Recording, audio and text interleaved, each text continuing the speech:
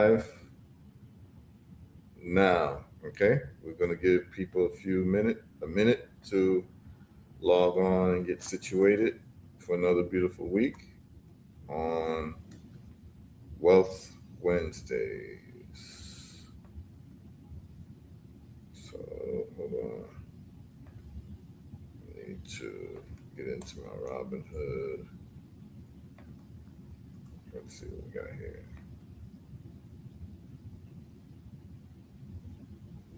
All right. Um, okay, we don't have. Okay, people are starting to tune in. People starting to tune in. All right. Big up Melissa Carroll. Um, we got some tools for you all today to make this whole figuring out the stocks and your return a lot easier. Instead of having to pull out the calculator and do the calculations the old way, I have a dollar cost averaging calculator now that we can just start running simulations. When people see these numbers, it's going to be quite instructive. Hold on, brother. You said you had a dollar cost calculator. I do. Yes, I Uh, do. Tell me about that, man.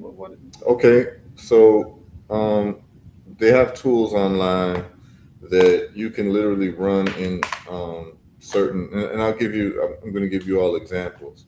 So the tools that you have online, you can have a dollar cost average calculator. This is very important. It's hard to do. I've been doing estimations, Right. using my own mathematical understandings, but it's very hard to do it because the price of stocks can fluctuate daily, monthly, yearly. So what I would do is I would kind of take the average of averages and Right. say, okay, if you invested in Nvidia, or if you invested in IBM, or you invested in, um, let's say, Amazon, since 2015 till now, what I would do is I would take whatever the price was in 2015 and the price now, and then I would take the median price, and then have the amount of money that you might have invested over that time as almost like a lump sum of money. But I would take, if you're doing $500 a month for 10 years, then I would just take 500 times 12 for a year. You get what I'm saying? Which is 6,000, and then multiply that by, let's just say 10 years, right? So that's 60,000. So I would take that multiplied by whatever the stock price median is. It's not accurate. It's just giving you a sense of what the money would be. But I have an exact calculator now. I'm going to show you all where to get it. And then you can start running your own simulations. And what it does is it teaches you um, what could have been if you knew this information. This is something that I've been doing with Bitcoin and Tesla, and it worked out very well for me. So I'm just showing you all that we're at a new juncture of disruption, which is AI, which Brother Red Pill knows all about.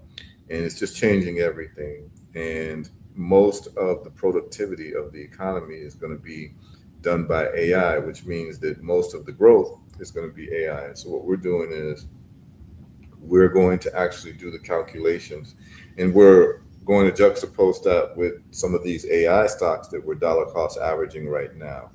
So you would look at AI stocks or AI related stocks as um, IPOs in a sense, because you might have companies like Intel or AMD.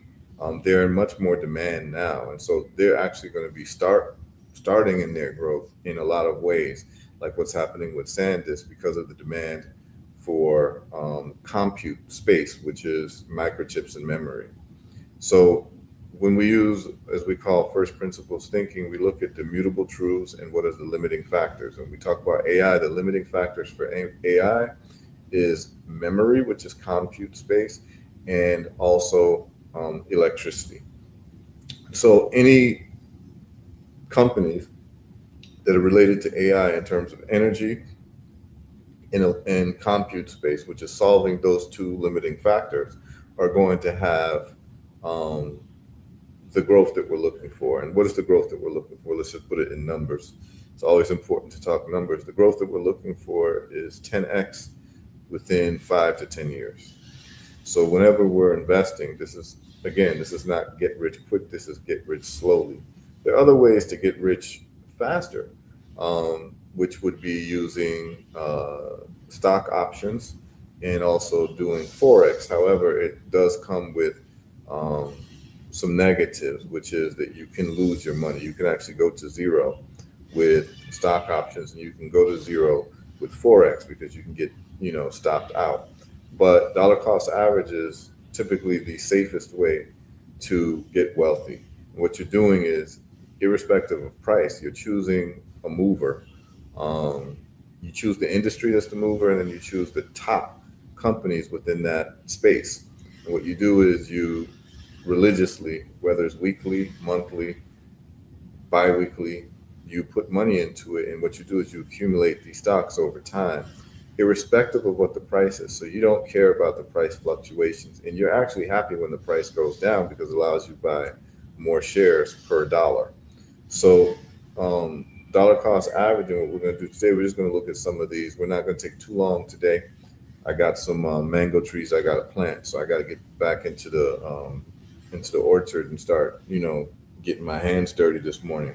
But this isn't going to be a 3 hour show like we've done in the past. But what I want to do is show people the tools that they can use and start looking at these numbers, okay? And it's going to be very, very instructive as to how you need to move forward. So we've got enough people tuned in. Big up to all of the listeners on Know the Ledger. Big up to all the listeners on Know the Ledge Media. Big up to all the listeners on WSYP 95.1, the powerful Sankofa Revolutionary Radio. Big up to all of the people watching me right now on Facebook. Big up to all the people watching on my YouTube channel, which has been resurrected. Um, of course, they love to ban me because I say things that they don't like. I don't care. We have our own properties whenever we want. We can go to herutrades.com, which you see under my name on the screen, and we can go live there as well. That's a site that I control 100%. We can go to Sankofa Revolutionary Radio's website, which is controlled 100%, and we can also move to Red Pill's Patreon, which we do on Mondays. Just for a little housekeeping for the people who tune in on Monday. What we did on Monday was we covered autoimmune illnesses, right? And we went over the Coimbra protocol. So anyone who has, let's say, any autoimmune disease in terms of lupus, rheumatoid arthritis, multiple sclerosis, Hashimoto's, Graves' disease, Jorgen's disease, Crohn's disease, any of these diseases, we covered extensively the mechanisms of action and how people have been getting results with the Coimbra protocol. The week before, we went over Dr. Alan McDonald's work, where he was able to see nematode parasites in the cerebral spinal fluid of multiple sclerosis patients. And we shared where you can see that on YouTube. So those of you all who might have missed Monday's show, we always have to leave YouTube whenever we do the health talks, because that's what they're sensitive to banning. If you missed it, I believe that Brother Anthony played reruns during the week. And then also Red Pill through his Patreon has the show as well. And the show is still on my Facebook. It lasts on the Facebook page for about 2 weeks till it gets deleted. So if you are somebody who has a family member or yourself has some type of autoimmune illness, it would behoove you to go and get those videos and sit down and watch them, because I think it could be life-saving and life-changing information in terms Yes. of a way that you can actually solve this problem. Okay. You Brother, definitely went in, you solved it, you gave solutions, you played the video, dropped a lot of information. It was almost like a college class that we was in. So I double that, I second that motion. Make sure y'all tap in. The information is life changing. It's on Patreon and it's on his website. So please take advantage of it. Too hot absolutely. for YouTube, but definitely life changing for everybody who gets in touch. And you can send it to your loved ones and your friends, family, coworkers, etc. Absolutely. I mean, the bottom line is that if something's not working, you've been seeing people, professionals who are supposed to deal with this problem, and they tell you you're going to have this problem for the rest of your life. Or they tell you that you got to take these, medications for the rest of your life. You might want to start looking at different alternatives because, as they say, you can't keep doing the same thing and expecting different results, right? So, what we're doing is we're providing people with scientific evidence, we're giving people testimonials, and we're giving people a protocol. I don't think you can do any more than that. We're going to keep doing it. And I will be in England giving a lecture on autoimmune disease and cancer, high blood pressure, and diabetes, as I just did in Richmond this weekend. I will be in London, England, on giving a lecture on the 11th of July. So I look forward to that, to the England Massive. And then what we'll do is someone's asking me if I can come to France to do a lecture as well. I might. My French is okay. It's not too good. Peut-être. So we'll see. And that just means maybe, perhaps, I'll go to France and give a lecture and see if I can resurrect some of my French. We'll see. But after that, I might go to Africa. I'll go to the continent, or I might just come back to the States, depending on what's happening. But yeah, the month of July, I'll be traveling a little bit. And big up to everyone who's tuned in internationally. If you are interested in me coming to your country to talk about health, definitely let me know. I travel worldwide, whether it's South America, the Caribbean, Africa, Europe. Just let me know. We can arrange it and we can do a lecture. If not, I can always do a lecture by Zoom. So just tell people go ahead and go to herbalresults.net. Go to testimonials page just to start off with, and you will see a whole bunch of videos on people who've had cancer reversals, a whole bunch of videos of people who've had high blood pressure, diabetes reversals, epileptic seizure reversals, so forth and so on. So I just want to do a little housekeeping for people. Let me see something. All right. So, brother Anthony, brother Red Pill, let me get your comments on what you all been seeing in terms of what we're doing with this wealth information. What type of comments you're getting from people? How has it enhanced your life in any way? What type of moves are you all making? It definitely put me on the right path. It got me into capturing some of this wealth that was being created over the past 30 days. I'm running into people at festivals. Like I'm literally running in because I haven't been outside for a few months. I've been hibernating. So now that I'm outside, I'm running into people in real life, IRL, and they're telling me how their investments have, created a cushion for them. Once a person gets on a path and things start working out, it's just really about compounding it. Mm-hmm. So there's a lot of compounding taking place. Uh, once you lock, they just locked in. They're like, look, I'm just investing. I'm waiting for more information. So yeah. Excellent. Um, there is also a lot of people that don't know what we've been doing, and that's also kind of crazy. There's a lot of people on this platform that haven't tapped in, and they missed out on some of the opportunities. But I'm gonna do a little more promotion on my end to to put it in front of the Melanin Monday crowds and things of that nature. I gotta like promote inside my own platforms because there's a lot, it's media, so there's different niches that we provide. Okay. Okay. And Yeah. brother Anthony, I see my brother's asking about how can we find out about the London session, man. You want to comment on that? You want to answer that question, brother? I sure will. So what I'm going to do is I'm going to just show you all the flyer. I'm going to share with you all the flyer. Right. The London session should be historic.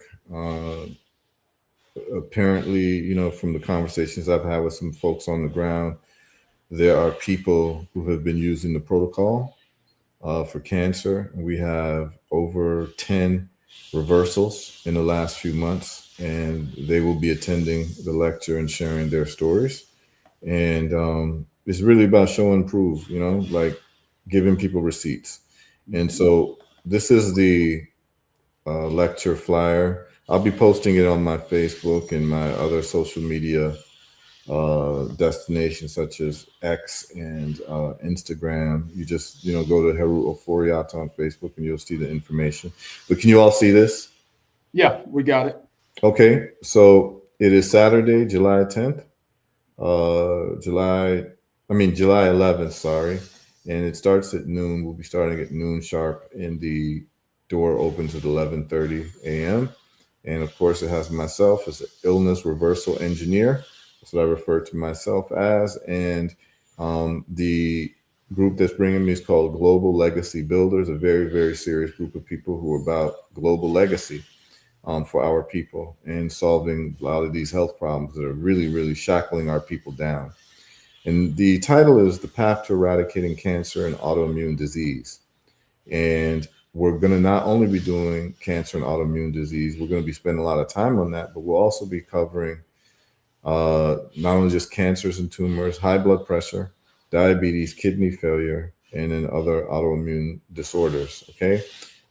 The place where it's going to be held is at the Doubletree by Hilton in London, Kensington, on 100 Cromwell Road, London, SW7 4ER. Okay. And those of you all who are interested in getting more information and buying tickets online, you go to globallegacybuilders.paperform.co. That's globallegacybuilders.paperform.co. And the phone number to contact if you are in England, you're going to dial 077-677-91435. Tickets are selling very, very quickly. I haven't even started promoting this on my Facebook, but Global Legacy Builders, the promoters, they've been promoting it, and it's a pretty big venue, but they say it's like 50% sold out already. And the lecture isn't until another 2 weeks or so. So we're expecting it to be standing room only. A lot of people in England are suffering from these diseases. England's climate is not conducive to tropical people. And so, we can already see that most people in England have vitamin D deficiency. And particularly if you're of any type of African descent and you've got darker skin, you're going to have these vitamin D deficiencies in these northern climates. And so we're going to break it all down. We will have, people have asked me as well, we will have product there. Global Legacy Builders is an official distributor of herbal results. They bought a whole lot of product to prepare for that day so that they don't sell out that day. They've been selling product ever since the last couple of weeks since the order was shipped in, and they got the order from customs. So they've got, a lot of product available for people to buy in England, and they're going to be the main distributor in England. And so you can contact Global Legacy Builders at the phone number and at the website that I shared with you all. And you can just come to the lecture and meet them. And we're going to have, like I said, live testimonials of people who have benefited from the products and the protocols, particularly cancer reversals. So we should have a good time in London. It'll be my first time in London, but, I've been really studying British history for a long time, and then the history of Black folks in England as well, particularly Brixton. So I look forward to seeing my people there. There'll be a heavy contingent of the Nation of Islam there as well, because the organizers with Global Legacy Builders are also associated with the Nation of Islam. And so we're going to have some serious folks there dealing with this health issue. So I look forward to that lecture. I believe I'll be in Atlanta in August as well. I believe that will be August 15th, giving a lecture. So Atlanta Massive. I'll see you all then. We had that conversation yesterday with the promoters. So that's a little housekeeping for y'all. So, that's Mondays when we deal with health. Now, let's get back to this money. Okay. All right. So let's get into dollar cost averaging of these stocks. So probably the best way to do it is to give you all a listing of, we'll go again with a listing of the stocks that I am dollar cost averaging. And what I'm doing is every week there's money taken from my account to purchase stock.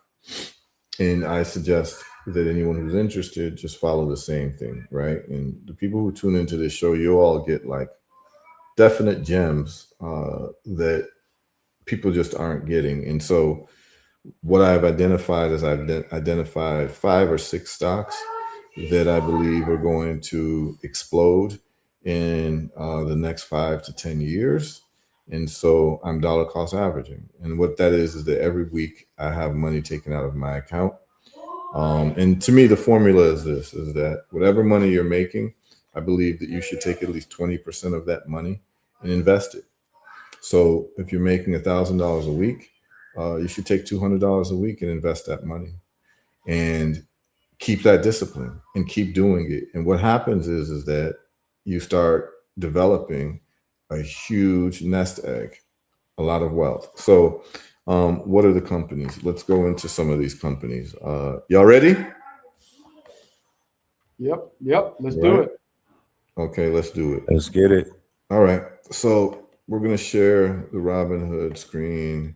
And these are the companies. We'll start with Micron. Yep, good one to start with. Yeah. Nice little entry point, I think, right? Well, I mean, no? as they say, the best time to plant a tree is, 20 years ago. With these AI stocks, it would have been a year ago. Right. But we're just starting, really, in terms of it blasting off. It's still on the runway, y'all.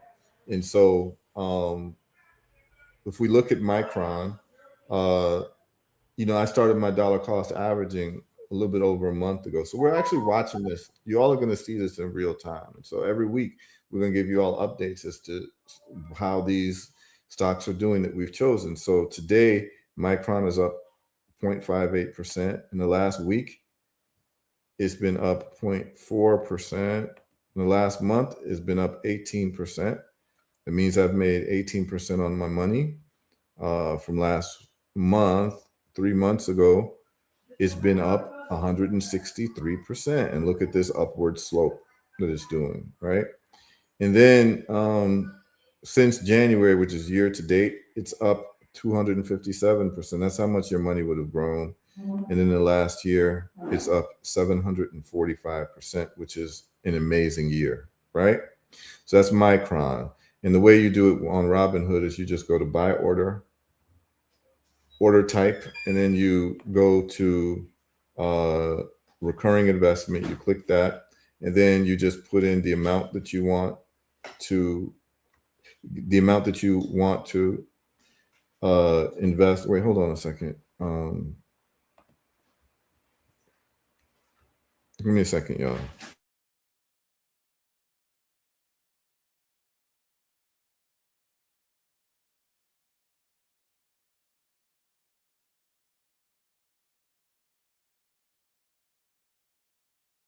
All right, sorry. So you got Micron right there, and year to date, 700%, which means you do 8.5x your money. If you put in $1,000, you'd have $8,500 in the past year. Okay, $10,000, you'd have $85,000. Okay, $100,000, you'd have $850,000 right now. Okay, so this is very important to understand this. Now, Micron's not even the best performing. Okay, so we're going to look at a couple others. And once we see these numbers, we start understanding what we're looking at when we start to back test dollar cost averaging with other stocks that have grown tremendously because they were disruptors as well. So we're going to go to Western Digital. Western Digital is another stock that I am dollar cost averaging. Western Digital is down today, but in the last week, it is up. It is down also. Now, am I upset that it's down? No. No. I'm happy that it's down because I'm getting it at a cheaper price now. That's right. That's Okay. right. So I'm let's just say I'm doing $100 a week with Western Digital. Now I'm able to buy more of the stock. Right. Okay. So let's go to the month. In the month, we're up 24%. In 3 months, we're up 123%. In the last 6 months, which is January, we are up 270%, right? Mhm. That's a 3.7x. Right. And year, we're up almost 1,000%, which is a 10x in 1 year, y'all. Okay? This is a big deal. And like I said, you would just dollar cost average by going to where it says order type. You're going to go to recurring investment. And then you're going to put in whatever it is. Let's say you want to do $20. You put in 20. You can start today. And then the frequency, you can decide you want to do $20 a week, $20 every 2 weeks, $20 a month. I know someone who's dollar cost averaging every day. Every day, I just talked to the brother. We were talking, chopping it up. This Right. brother that I'm very close with, and he owns restaurants. And one of these, he's dollar cost averaging $20 a day. So every day, money's taken out of his account, and he's doing $20 a day. I do weekly. He does daily, right? And what he's doing is just accumulating. So you can do every day, you can do every week, every 2 weeks, every month, okay? And then you can then put in how much, where you want it to come from, your buying power within your Robinhood account or your bank account. So you go to back up there and then you click for your accounts, okay? These are my accounts here. And so I have 2 bank accounts that I have connected. And so it'll just draw from that if I don't have any money in my Robinhood account, that's spare money. And so I don't have to do anything. It executes the orders while I'm sleeping. Okay? All right. 1 year, 10x, Western Digital. So of course, we're very serious about Western Digital. All right. Now, for Brother HERU, Yes. some of the new traders and investors out there, for them, I know they can subscribe to you, but what are they looking for in these companies when they do their research on companies? Explain what you're doing. What are you looking for to determine whether to put your money? Okay. What we're doing is we are going to simplify this whole thing because there are going to be a lot of people who are into stocks. Right. And what they're going to do is they're going to try to complicate this thing for you. Let me stop sharing the screen. All right. What they're going to do is complicate it for you. So what they're going to do is they're going to tell you, oh, you need to look at their earnings reports and, look at, certain filings that they did over time and PE ratios. They're going to use all of this little slick talk. Right. What we're doing is, because as Red Pill know, we're in the age of AI. What I do is, number one, so this is the first way to do it. You think about the history of technology and what technology is about. This is what you call first principles thinking. Right. Technology is always about making things easier, cheaper, more efficient, and more convenient for human beings. That's what technology is. Since the beginning of time, since the wheel was invented, right? The wheel was more efficient, more convenient, all of that, right? Cheaper, and it made things easier for human beings to actually go from A to B and also to transport goods, right? Okay. So you look at the wheel, and then you start looking at different technological advancements. And so I always use the example of the automobile versus horse and buggies, right? The automobile was clearly disruptive because in the transportation industry, it is more convenient, more efficient, and it checks all those boxes. So when something checks all those boxes, it's going to be what they call disruptive. What we mean is that it's going to change transportation as we know it, right?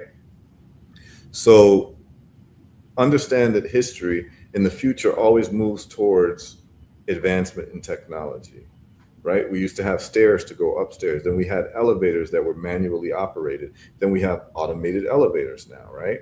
And so if you understand that, you knew that the elevator was going to be disruptive in terms of building architecture, where if you're going to build a, 50-story building, are you going to walk up the stairs? You're going to take an elevator. Well, in the past, you'd have to walk up the stairs, but now we have elevators, invented whatever in the 1960s or whatever. And so anyone who was looking at that would know that the elevators are going to be disruptive in terms of traveling up and down a building. Okay. And then you had the porter who was, the elevator operator who's operating the elevator.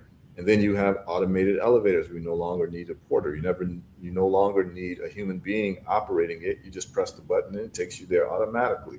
Anyone watching that would know that this is more convenient, this is more efficient, and what have you. And so once you start understanding what to look for in the future, then you understand what is disruptive and what is not. It's a good question that you ask, because I want to give people a framework to think about these things.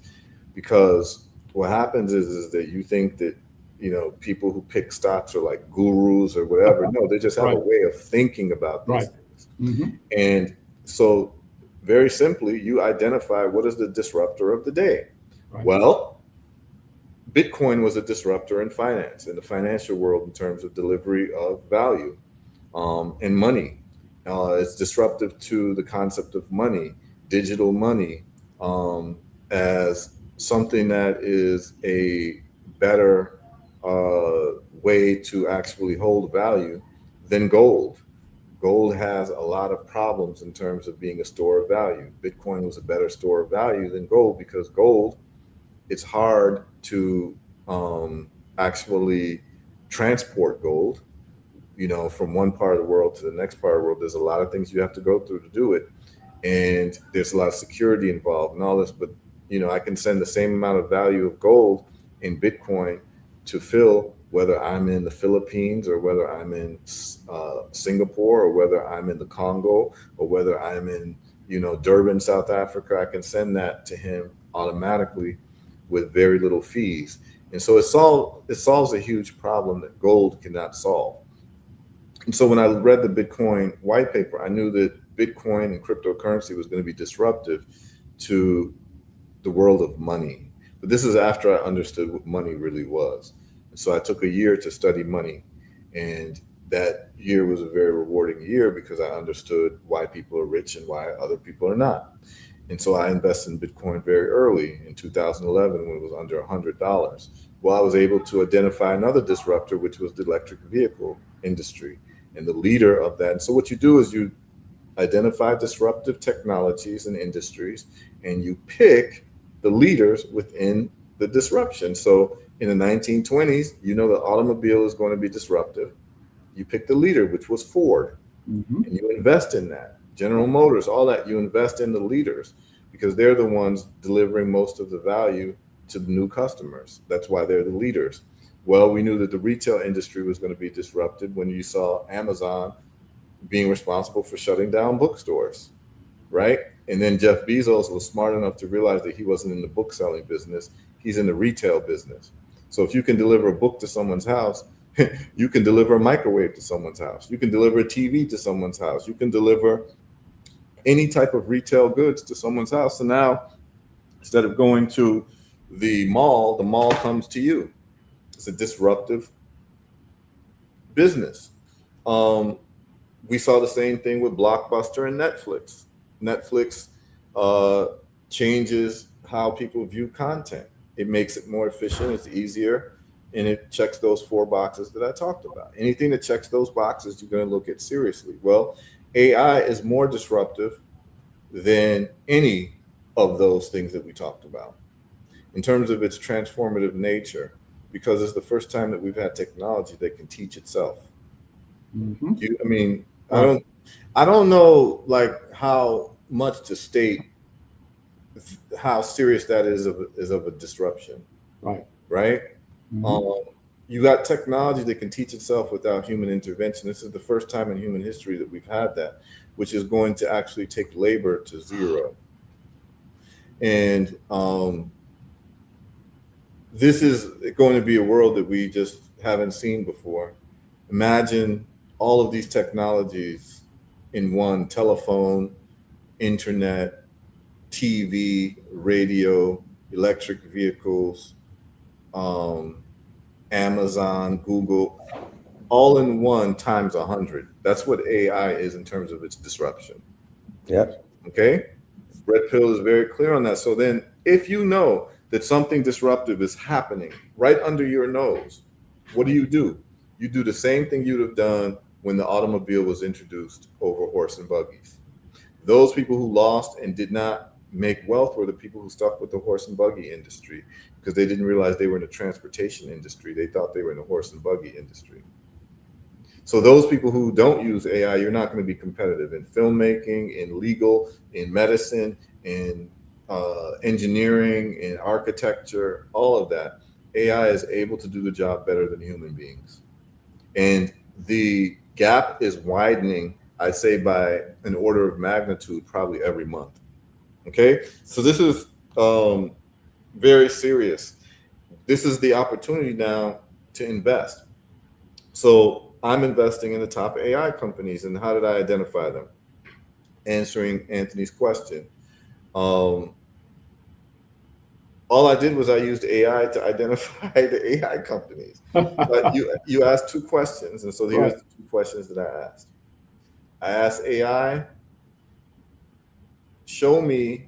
give me a list of the top 10. And I did an example I showed you all last week. Yeah, you did. Go back last week, but I'm going to just break this down because it's worth repeating. I asked AI, which is XAI, Grok, give me a list of the top 10 performing stocks related with AI related stocks within the last 365 days. So that's the last year. So it gives me a list of 10 companies, and it gives me, okay, this company did 10x in the last year. This company did 40x in the last year. This company did whatever. All right. The next question is, I want to know short term. Give me a list of the top 10 companies, AI related stocks performances in the last 30 days. Then it gives you a list. And then what you start to notice is there are companies, the names are being duplicated in both lists. Mhm. That means that these companies are winning in the last year and they're winning in the last month. Bingo. That's all I need. So I was able to identify 5 or 6 companies that appeared on both lists. The short term, 1 month, and the 1 year. And so those are the companies that I'm dollar cost averaging. I don't have to worry about the stock price. I don't care about the stock price. I'm just accumulating shares. And the plan is to do this for 5 to 10 years. And there are people who do this for 50 years. As I've told you all the story with the people, with the guy who I met at the beach who, had 8 million shares in Coca-Cola because his grandfather started buying shares in Coca-Cola when he was like a working man in the 1950s. And he just passed down the shares to the father. The father did the same thing, and the father then passed down the shares to his children. And the guy owned 8 million shares when I met him in like 2000. I met him at the beach, in Miami in like 2000, probably 2003. So I met this guy 23 years ago. He had 8 million shares that was passed on to him because his father had 24 million shares. His father passed away and gave his 3 children, which this guy was one of them, 8 million shares each. So this guy had 8 million shares. And when you do the math, the 8 million shares of Coca-Cola today is worth about $600 million because Coca-Cola is about $80 a share. Okay. And this is how people build wealth over time. And so I'm just giving you all a strategy on how you can get wealthy slowly, because in the beverage industry, Coca-Cola became disruptive. It became the national drink and people have made money off of just investing in Coca-Cola. And this guy, he dollar cost average Coca-Cola. He told me he doesn't even drink it. he doesn't even drink Coca-Cola, but he dollar cost averages. So this is like people have this sense of like, oh, I don't like the guy who runs this company, so I'm not going to put my money in it. And just understand that people don't care whether you want to put your money in a company or not. Um, there's people just looking at the bottom line, and they're looking at the money, and they're looking at, okay, because CEOs change over time. But if you have a conviction that this company is a leader within the disruptive companies, um, it's your choice, right? It's better to have a choice and decide not to do it than to have no choice at all. And what has happened is that our people, because of what has happened to us for centuries, where we have been used really for labor and for land, whether it's Africa, the Caribbean, or our people in the United States, wherever Black folks are found, we have been exploited. And there's reason for it. And maybe one of these days I'll cover one of the solutions that I have. Um, and I probably will, around a new cultural and spiritual system that addresses what we call the black box of our history. And so the black box is when a plane crashes, the only thing that survives is the black box. And that black box tells you exactly why the plane crashed, how it crashed, when, and all of that. But the retrieval of the black box is just not intellectual exercise. It's actually to evaluate what caused the plane to crash so the plane will not crash again. So I have a black box theory on Black history, global Black history, that identifies our issues using first principles thinking. And so what we're doing here is using first principles thinking as well. And so what I'm saying to you all is that we are at another Amazon in 2000, Google in 1995, Tesla in 2015, Bitcoin in 2001. It's up to you. I mean, 2011. It's up to you if you want to hop on what's happening in terms of taking your dollars and making your dollars grow exponentially. Okay. So what we're gonna do is, someone says, "Can you do that soon?" Yeah, I'll do it. I'll maybe next. Maybe if you all are really interested in this black box solution that I have, um, I'll do it next week. Y'all want to do it next week, brother Anthony and Yeah, let's do it. Got to give the people what they want, man. Yes, indeed. If you ask. would ask me, I would say I want to do it this weekend, but I'll go to next week. We'll go to next week. I'm Yeah, we'll I'm do it. very, very invested in that black box theory Right. of man. I'm very invested in that. So Yeah, I so can't wait. it's a first First principles principles approach. thinking is Yeah, gonna open it up. yeah, it is, because you see what happens is that there are those of us who actually care about our people. And this is only a conversation for those of us who care about our people. And what I Right. mean by our people is our global people, Right. Mhm. worldwide, because we have a worldwide problem. And if Right. you exercise your passport and you travel, you understand that the problem of Black folks worldwide is the same. That's right. Okay. And so what we're looking for is a universal. You see, like, um, physicists right now, for those of you all who don't know, physicists have a problem. Um, they're looking for, so they have the theory of relativity, but they're looking for a theory that unites all the different forms of mass and energy. Um, and they don't yet have a theory, a unified theory, because gravity works in a weird way. So you have electromagnetism, you have what they call the weak force and the strong force. And what physicists have been trying to do is unify the theories into like one unified equation. The problem is that gravity is the oddball. So what they're trying to do is find a unified, and string theorists have tried to do this. It's a more complicated conversation if you don't have the background in this.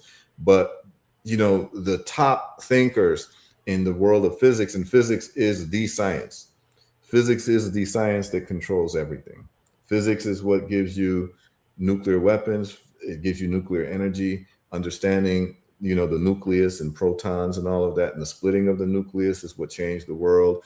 I don't want to get too much into physics right now, but physics is very important if you want to be a powerful people. There is no powerful people without the understanding of mathematics and physics. But what they're trying to do is that they're trying to unify all the forces together. And they're looking for one central unified theory, okay, to understand the world better. And so physicists are working on that, and it has not been completed. And string theory has actually delayed this. There's a whole, for a lot of people who don't know, there's a civil war going on in physics right now between the string theorists and the people who are outside of string theory. That's a whole different conversation, but you should be aware of that, okay? Some of the smartest people in the world, there's a civil war going on, okay? Now, they're looking for a unified theory. So why are they looking for a unified theory? Because they're looking at force. They're looking at getting a greater understanding of the world. And so if you are a Black person in this world and you're not looking for a unified theory for all of our people, then what you are is you're racing towards division. And so what division does on a mathematical level, so there's all these people that will be in your ear, and you know, if you go to Africa, because I spend a lot of time on the continent, I spend a lot of time in the Caribbean, I spend a lot of time in America, and the least productive of our people are focused on division. So if you go to like Nigeria, you'll have people who want to separate them. So Yoruba versus Igbo, Igbo versus Hausa, this goes on. And it doesn't serve the interests of the country, it only serves the interests of the people who want to colonize you and enslave you, right? Because your division is their power. Akan versus Ewe, you know, this group versus that group. And you see this type of stuff happening in South Africa right now, where you have certain South Africans who are against African so-called immigrants. And so all it's doing is making the Black people in all of Southern Africa weaker, right? What division does mathematically is division seeks to go to zero. Always remember that. On a mathematical level, division seeks to go to zero. So therefore, those people who are looking for us to be fruitful and to multiply are looking for a unifying theory. And as a matter of fact, the best of our people in our history have been unifiers, right? When Harriet Tubman was doing her work, she was not asking what plantation you came from or, you know, which plantation was better. She wasn't dividing people based on religion or plantation, and she wasn't dividing people based on what, you know, port they landed on through, whether it was the Charleston port or the port of, you know, in Georgia or wherever. They, you know, just said, we're all in this situation and we're going to have to unify regardless of whatever so-called differences that we have. And most of these differences are defined by our enemies anyway, right? Other words, like I'm going to divide against you because you were born in America and I was born in Jamaica. Well, Jamaica and America are defined by the people who enslaved us. Those are nation states that were defined by other people. Like, you know, like you'll see, like, it's just like you see like Crips and Bloods and East Coast versus West Coast. Like, I mean, it's a waste of time. But the point of the black box theory is getting to a unified program for all of our people worldwide. And so I will talk about that next week. And it's a cultural paradigm shift and a spiritual paradigm shift. And I think that you all will find it very interesting. But I'm dealing with the black box of what happened to our people globally and how we can prevent the plane from crashing again. Because that's the only thing that matters. When the plane crashes and you get the black box, you want to make sure that that plane doesn't crash again. And so what we're doing is we're going to use first principles thinking to identify the two limiting factors in global Black history. Okay. And it's going to be a great conversation, and I have, you know, the solutions and all that. Okay. So, can I add on? Yeah, there's a negative comment here. Damn, not another one trying to get us back to Africa. Oh my God, respectfully. So here it is that I have zero tolerance for people who hate Africa, Black people who hate Africa. So you can tune out. Melody, Aurora, you can just tune out because I love Africa. And if you don't love Africa, you can just tune out and just do whatever you're doing. You don't have to get any of this information from me. There's zero tolerance for the division of our people, period. So you can leave. Please do.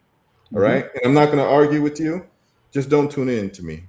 Okay. All right. Now, because Africa is the continent that has the most black people, so if you hate Africa, you hate black people. Right. So I don't, basically you sound like Billy Bob and Jethro in terms of your talking points. All right. Yeah, that's crazy.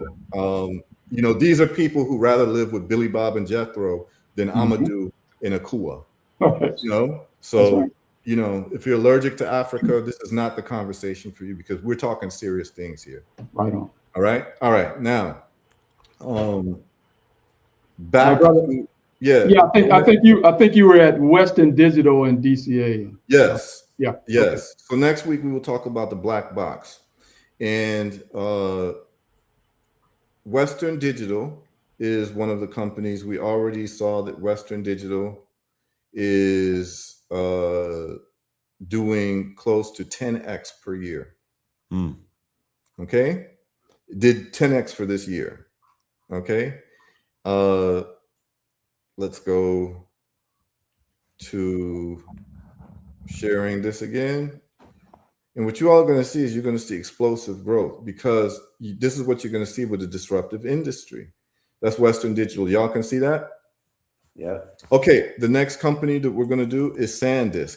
And hold on to your seats, people. SanDisk right here. And remember, I just started dollar cost averaging this every week. Okay, I don't like the fact that it just went bright, but we'll be able to see these numbers. So 1 week is down 3%. 1 month it's up 24%. 3 months it's up 183%. 1 year, year to date since January is up 700%, y'all. That's 8x. And then get ready for the 1 year. 4,000%. That's a 40x. That means that $1,000 would turn into $40,000. Oh Lord. Okay, so that's SanDisk. So I'm dollar cost averaging SanDisk. Okay, there's another one I'm dollar cost averaging Hut 8, and this is what, by the way, this is what AI identified for me asking those 2 prompt questions. And so I'm sure Red Pill can tell you all about the power of having the correct prompts for AI. Right, it changes everything because if you ask the right question, you get the right answer. Remember, we're talking about large language models, keyword language, and your language activates the model. So you ask the right question, which is structured as the right prompt. You literally can unlock a bank vault full of data and information. There are frameworks and ways to actually prompt it the right way. Of course, you're not just throwing it out there and, shooting your shot. There's also something called loops and agent loops, which is replacing prompts. And we also have skills and markdown files. So yeah, this is something that we teach on a consecutive basis. I actually have, I got booked to do a summer camp in the Bronx in New York City for the summer for teaching children. And they want me to do summer school for adults as well. And that's awesome. Yeah. It's beautiful. It falls right in line what I wanted to do because I wanted to get in front of the children. That's right. And I wanted to get in front of the elders, some of the people who are my age and older, right? Because there's just too much opportunity going on right now. Right. Excellent. Yeah. So when we look at Hut 8, all of these are AI adjacent companies or AI related companies, right? And they're dealing with memory and storage, right? So when we look at Hut 8, again, I just started dollar cost averaging a month ago, so it's not too late, y'all. And we're going to be able to see what this looks like in real time. So it's almost like we're doing this together as a family. Right. Keep in mind, I did this with Bitcoin. I did this with Tesla. I started Bitcoin dollar cost averaging in 2011, and I started Tesla dollar cost averaging in 2015. And I remember, I'll never forget, we'll always talk about this. Brother Anthony gave me a call one day, said, "Brother, tell me about investing." That's right. And I said, Tesla and Bitcoin. Right. Those are the 2 main companies I told him. And I think you called me around 2018. Yeah, I think Maybe it we was had this around that time. conversation. Was it Right. 2018 or 2020? Maybe it was during COVID. I think it was during COVID. You called me to I think ask it me. So it was. was like 2021, Right. right? And I know you got right into it and you've done handsomely well. I know that you've done very well with that, right? So check this out. So we're going to do the same thing with another disruptive industry. Hut 8, okay, says in the last year, let's just go the last 3 months, we're up 123%, means that you would have doubled your money already in 3 months. Year to date, 142. The year, 610%, which is 7x your money. Okay, so Hut 8 is doing quite well. So we have Western Digital, SanDisk, MU, which is Micron, Hut 8. Okay, and the next company is STX, which is Seagate. Any of you all who've dealt with music or any type of film, you would know about these companies because they're the companies that have been providing the storage, computer storage, whether it's jump drives or whether it's any of these like storage, these storage containers that you would have. Like I have one here, right here, and I believe this is from. You see this right here? Let me show you all. So this is my external hard drive, Yeah, right? right. Yeah. So Okay. you have an external hard drive. Got one. Yeah, let me stop sharing this real quick. So these are companies that have been doing these external hard drives for years. And now they're exploding because guess what? What's an external hard drive? Memory. Yep. And this holds a few gigabytes, or actually terabytes rather. And here's the deal is that remember 10 years ago you couldn't get a terabyte hard drive, right? And if you did, it was very, very large. Now look how the size has shrunken down year after year. And so these companies are into memory storage. What did I tell you the limiting factors are for AI? Energy and memory storage. Those are limiting factors. And so once you solve for that, AI can take off. Well, that's why these memory storage companies that have been in it for so long are experiencing this exponential growth, because they are providing the microchips and the memory storage technology and hardware for AI companies. These AI companies such as, OpenAI, Claude, all of that, they need these memory storage devices. So here's the deal. Hut 8, we're going to go back to these companies, and then we're going to bust out, and I'm going to show you all the dollar cost averaging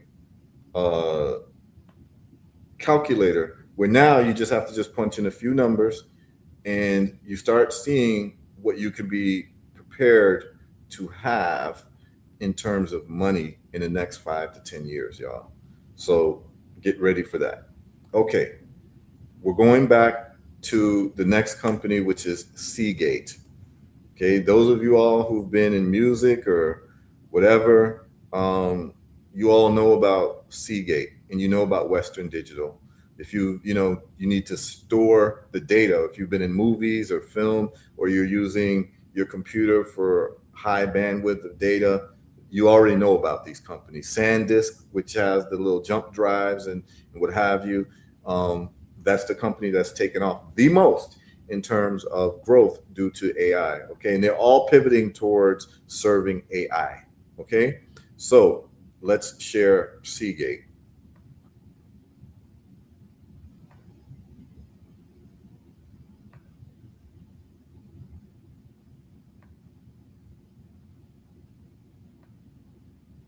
Okay, so we've got 1 week Seagate is down 3%. 1 month it's up 20%. You'd have made 20% on your money last month. 3 months, 153%. These are the numbers we love to see. 261% for since January, and then for the year, it is up 660%. Okay, we love those types of numbers. All right, so those are the 5 companies that you want to look at. because when you start dollar cost averaging, you either wanted to do the dollar cost averaging start last year or you wanted to start today, right? Just so here's my statement, just like a fruit tree, where they say the best time to plant a fruit tree is 20 years ago, and the second best time is to plant it today. Okay. Well, this is my statement. The best time to dollar cost average AI related stocks was really probably last year, as you see from these numbers, right? The second best time is today. Right. Okay. Right. And I showed you how to do it. You're going to hit order type. You're going to hit recurring investment and all of that. And it will automatically do it. And we're going to cover stocks in different countries as well. So it's not just American stocks. I'm going to go over Caribbean stocks and African stocks. There's some African stocks that are growing at 1,000% in the last month. Okay. It's just that people don't travel, so they don't know these things. But you could be making beaucoup money in Africa, you know, the continent that some of y'all black folks hate. But you can actually go to Africa and make a windfall, because the reason is that investing in Africa, if you've been to Africa recently, you see that Africa is under construction. Everywhere you go, you see public works projects in Africa with huge roads, bridges being built. If you haven't been to Africa, you wouldn't know this. But if you have, you would see that Africa is under construction. So investing in Africa now is like investing in Amazon, someone said, who hates Africa? We had someone post something earlier, if you missed the show earlier, basically, you know, indicating that they hate Africa and they hate anything about Africa. So we just wanted to clean that up. So anyway, I'm going to go over stocks in different parts of the world, particularly Caribbean and Africa, probably in the next 2 weeks, so that you all can understand what's going on. And the bottom line is this: investing in Africa now is like investing in Amazon in 2000 or in Google in 1995. And we're just using first principles thinking. Please understand that out of the 10 fastest growing economies in the world, I believe 7 of them are in Africa. That should tell you something. When someone tells you that, it's just like me telling you the 5 fastest growing AI companies in the world are these companies that I just told you. You want to invest in them now, right? So if I didn't tell you that, and I'll have to, you know, give you all receipts. I want you all to see this. African countries, fastest growing economies. And this is where you want to get in. You want to get in at the ground floor, and you want to get in with the fastest growing economies. Okay. And so I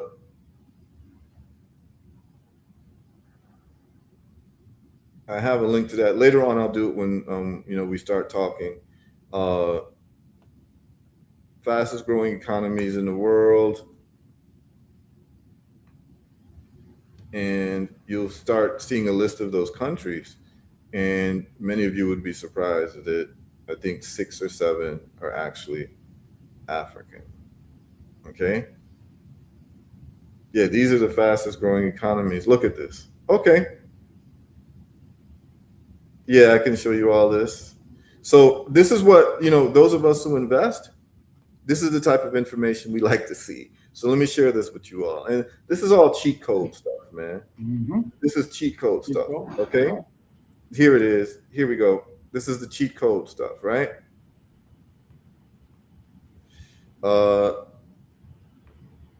Look at this. Fastest growing economies 2026. This is what you want to look at in terms of where you want to invest, because you want to grow your money, right? So you want to go to fastest growing economies. So look at this. Mm-hmm. By country, Macau, I don't even know Macau. But look at this. Guyana, which is, I would consider an African country because of its population, in South America's part, Caribbean as well. Libya, Palau, Senegal, West Africa, Maldives, Fiji, DR Congo, Ivory Coast, Rwanda, Ethiopia. So you got 1, 2, 3, 4, 5, 6 out of the 10 are African countries. Okay. And then if you go to top 20, you're going to see even more. So what's happening, y'all, under your noses? And we can cover the economic growth of Africa probably in the next 2 weeks for people to understand what the hell is really happening in the world. Because if you just live in America, you're not getting the real news. You're not getting the real sense of what's actually happening in the world. And you're missing out on money. Because when I hop on a plane and I go to Africa, which I go quite frequently, the people on the plane are not Black folks a lot of times. They're either people from the countries, or a lot of times they're white folks. And you listen to them talking, they're going to Africa to do business deals. Okay? And the bottom line is that that's where the growth is happening in the world. And so you might want to start looking at where you can actually benefit from real growth opportunities. And that's what I'm here to share with you all. So let's get to this dollar cost averaging calculator. This is the moment that y'all been waiting for. So we've identified 5 of the top AI companies that's giving you growth. There's literally 7 to 10 to 40xing your money in 1 year, right? Where else are you getting this information, y'all? No, you're not getting. You're not getting it. Where else are you getting this information online? All right. Right. Yeah. All right. So now let's. You're going to go to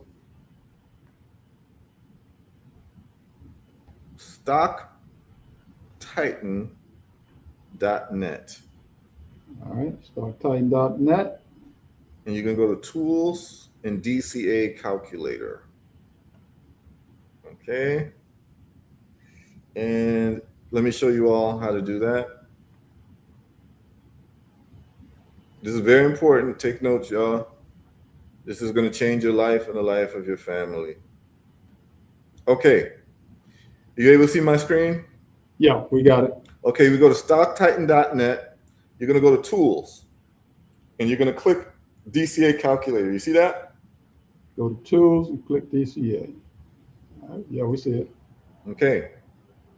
What it does, enter your parameters. But what you want to do is you want to go back test with real stock. You see that? Got it. Okay. Let's just say that you invested $500 a month. Okay? Let's just say for 10 years, and your starting balance is 0. Or let's just say you start with $500. Okay? And what company would you like to look at? You want to look at Tesla? Let's do it. Put in Tesla, TSLA. Don't worry about annual return and all that, because this is if you were just giving a hypothetical. But we have a real example with Tesla, so you don't have to put in annual return. Just put in your duration, and it tells you the start date. So let's just say you did the start date January 1st, 2015. This is actually when I started Tesla investing. I started in January 2015. Okay. Let's just say you did $500 a month. And let's just say the duration is the last 11 years. So that's 2026, right? 2015 to January 2016. That's 11 years, right? So all you do now, and you're putting $500 a month into Tesla. And then you just hit calculate.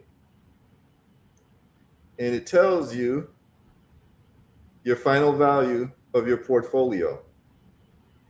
Can you see it? Got it. $916,000. Right. That's how much money you would have if you just did $500 a month into Tesla for the last 10, 11 years. $500 a month. Now, there are things that we've paid $500 a month for, whether it's, a car note, or whatever it is that you're doing. If you were able to scrape up $500 a month.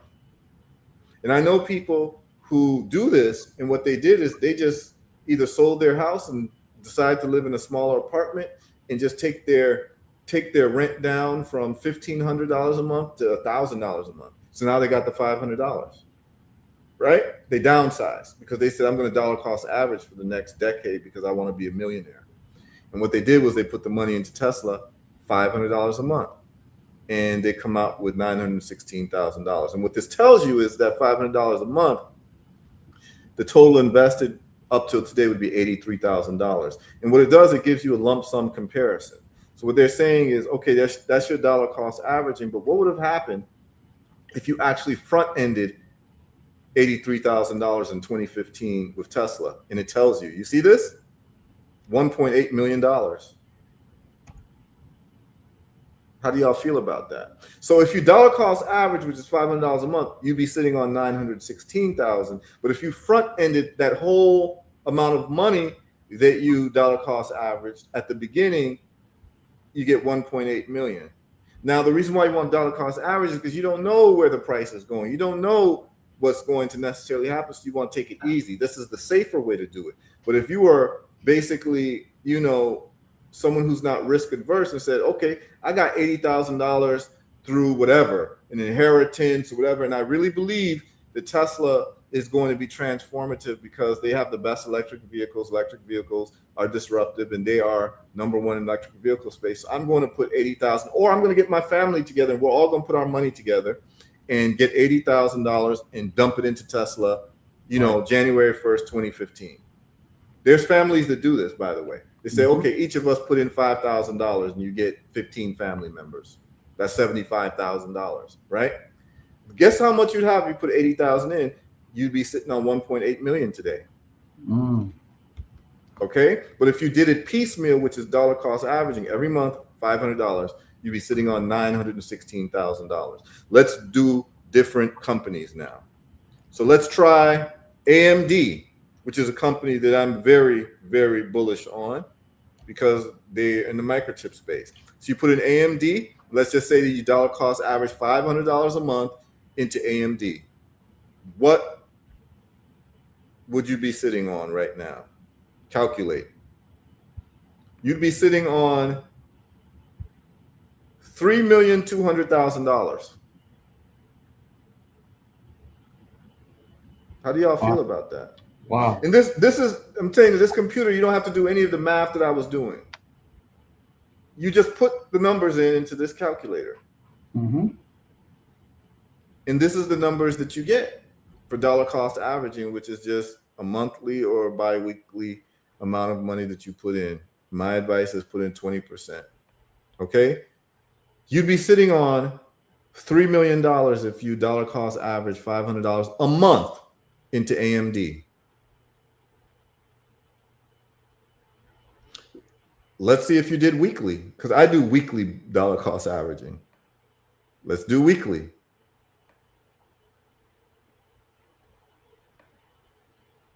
You'd be sitting on $12 million. Do you see that? Yes, sir. See where it says final port? You'd be sitting on $12 million because you knew that computer chips are going to be disruptive, of course. And you chose the leaders, which would be NVIDIA and AMD pretty much, right? And you just decide to do $500 a week. Now, $500 a week, someone say, okay, I can't handle $500 a week, right? There are people who can, like people I went to school with, you know, who are lawyers and doctors and engineers now. They can afford $500 a week, which comes to $2,500 a month. I mean, $2,000 a month, which comes to $24,000 a year, which is 20% of that is about you making a little bit over $100,000 a year. Imagine you're making $100,000 a year and you decided you can take 20,000 of that, according to my rule, which is 20%, and you were going to dollar cost average, which would come out to $500 a week about. Well, if you did that for the last 11 years, you'd be sitting on $12 million. You could retire. Okay, because to me, anything above $10 million is FU money. FU money is the money that you would need where people's opinions don't matter. What do I mean? Like what people think of you, what people's ideas are, they don't matter at this point. There's no bosses that can tell you what to do because you can walk away. You can say what you want publicly because people can't cancel you because you're sitting on $12 million. So anything above $10 million is what I consider FU money. Everyone should be working to get FU money. And you would have had it if you invested that amount of money, $500 a week, into AMD. And people could say, well, I can't afford $500 a week. Let's say you did $100 a week. So you can start playing around with these numbers. Let's say you did $100 a week into AMD. And now we're going to hit calculate. What would you be sitting on today? You'd be sitting on $2.6 million. Not bad for $100 a week. And how many of us have wasted $100 a week on foolishness? That's right. In the last 10 years? Mm-hmm. Overpaying for things, buying things that don't matter, trying to get, name brand clothes, spending money in clubs, going on vacations where you're just sitting on sand and eating food, and saying that you're in a different country, but a beach is a beach pretty much. You know what I'm saying?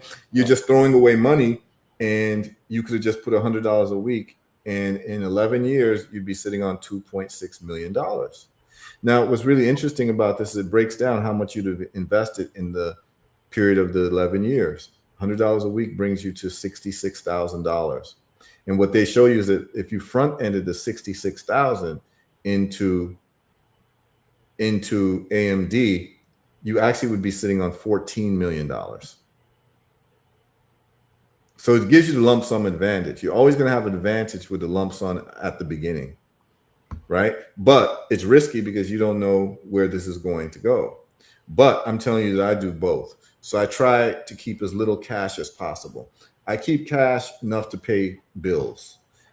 All my excess money goes into holding into stocks or crypto or any investments into my businesses or what have you. I try to keep enough cash to be able to handle my bills for the next 2 to 3 months. And the rest of the money, I do not keep in dollars. Why? Because dollars are a depreciating asset, and I want to keep my money in appreciating assets. So the longer I keep my money in dollars is the more money I'm losing, because your spending power decreases by 8% every year, and it compounds. And the reason why it decreases by 8% is because your spending power goes down by 8%. And if you don't believe me, look at how much $100 would have bought you 20 years ago in a grocery store as opposed to $100 now, right? You're talking about 2 or 3 full carts compared to, a few items in the grocery store.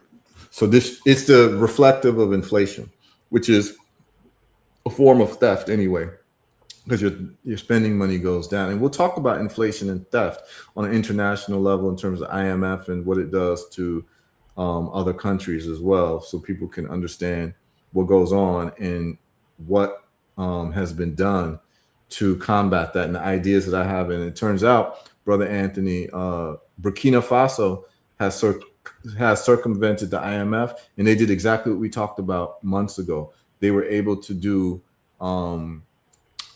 treasury bills with the diaspora, and they raised a couple $2 billion without having to get loans from the IMF, which ends up devaluing your currency, which is a form of time theft. Okay, right. We'll talk about that another time for people who are new to that concept. But I'm just giving you these numbers for you all to look at.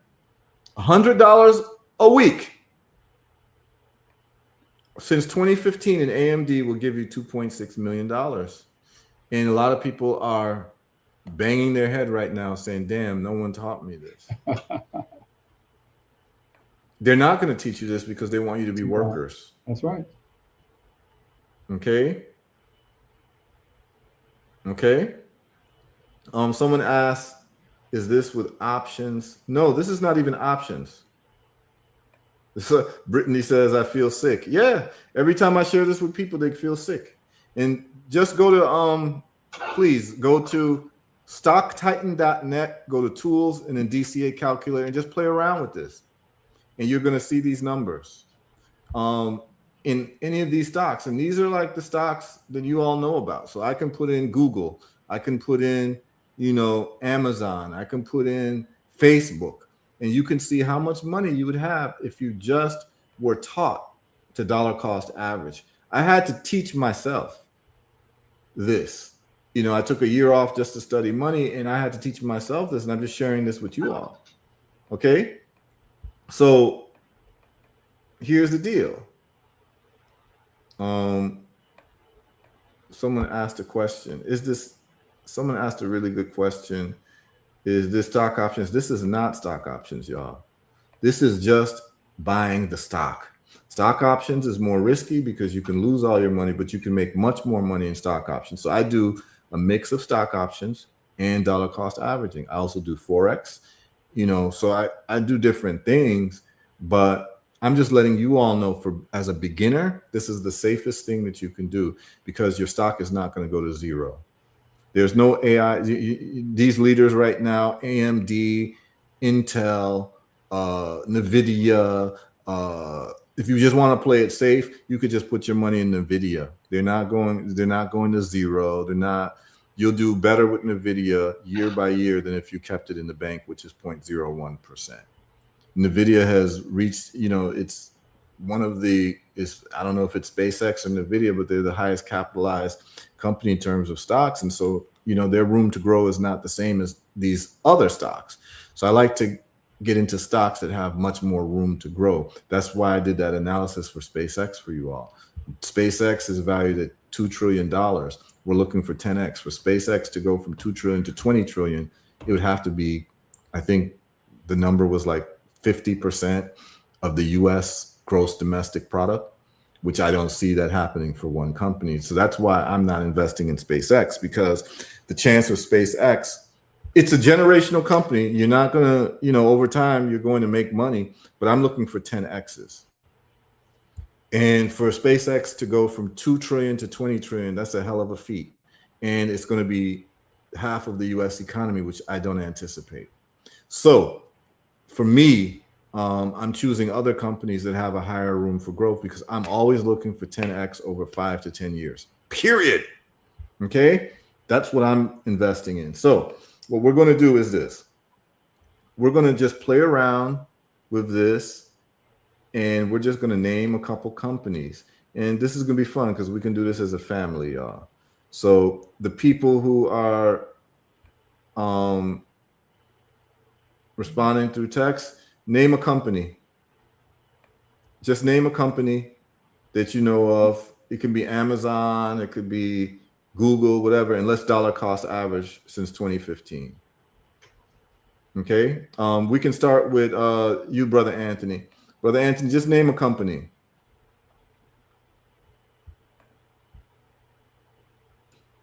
You on, Brother Anthony? Okay, Brother Red Pill, just name a company or a stock, and let's dollar cost average and see what the money would have been. Any of y'all there? Okay. Mara. Brittany says, Hanaka Maru says Google. Someone says Micron. I say Netflix. Okay. So let's start with what Red Pill says. Let's do Netflix. And okay, y'all naming some good companies, man. And we're going to do them all. So let's do it. Make sure your screen is big so you can see. So let's do Netflix. We're going to do since 2015 Netflix. And let's do $100 a week. Okay? Yes, You can do $100 a week. Netflix, NF, I think LX. Okay? Since 2015.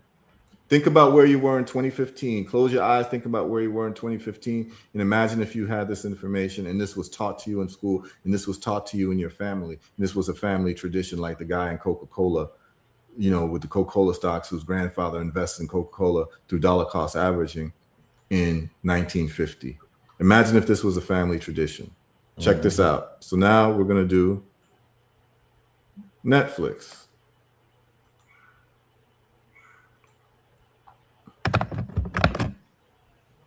This is not right. 2015. Let's go. Hold on one second. When did Netflix do its IPO? Do y'all know when Netflix did its IPO? I can find out. Hold on. We're going to do this. Here's what we're going to do. It's important to start when these companies are taking off. This is what's important. Or before they take off, not after they've taken off. Okay. Right. So what I'm going to do is I'm going to share this tab instead, and we're going to just get the right dates. So let's say Netflix right here. Y'all able to see where it says Netflix? Yep. Yep. We got it. Go to Max, and Netflix went public in May 2000. 23rd, 2002. Okay, so let's do the DCA calculator, and let's do 2002. Right.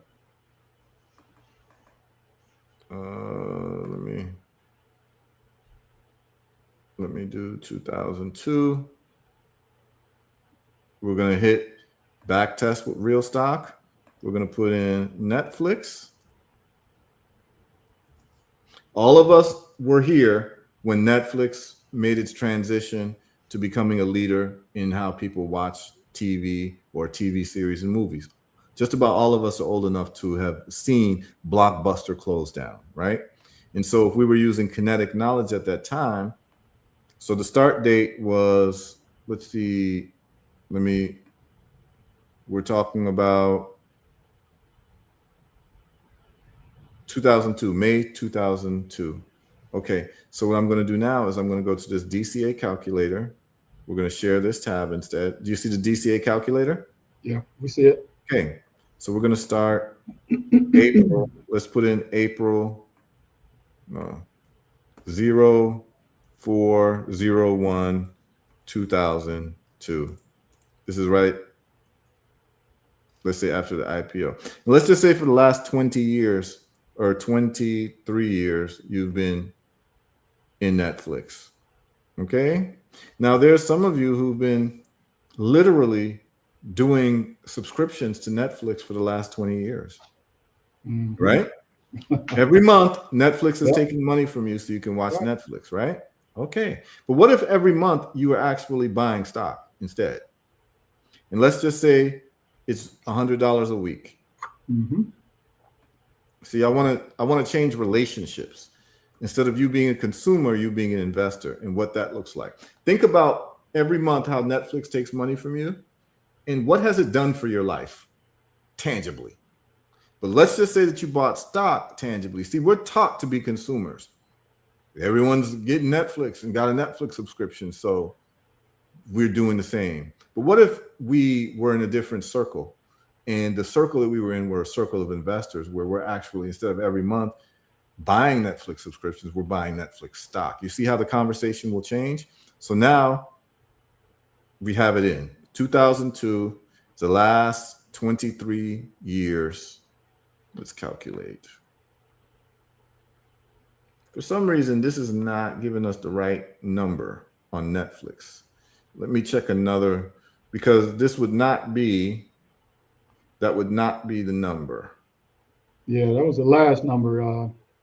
Yes, for some reason, this is not giving us the right number. Right. Let's try. Let's try another. Let's try NVIDIA.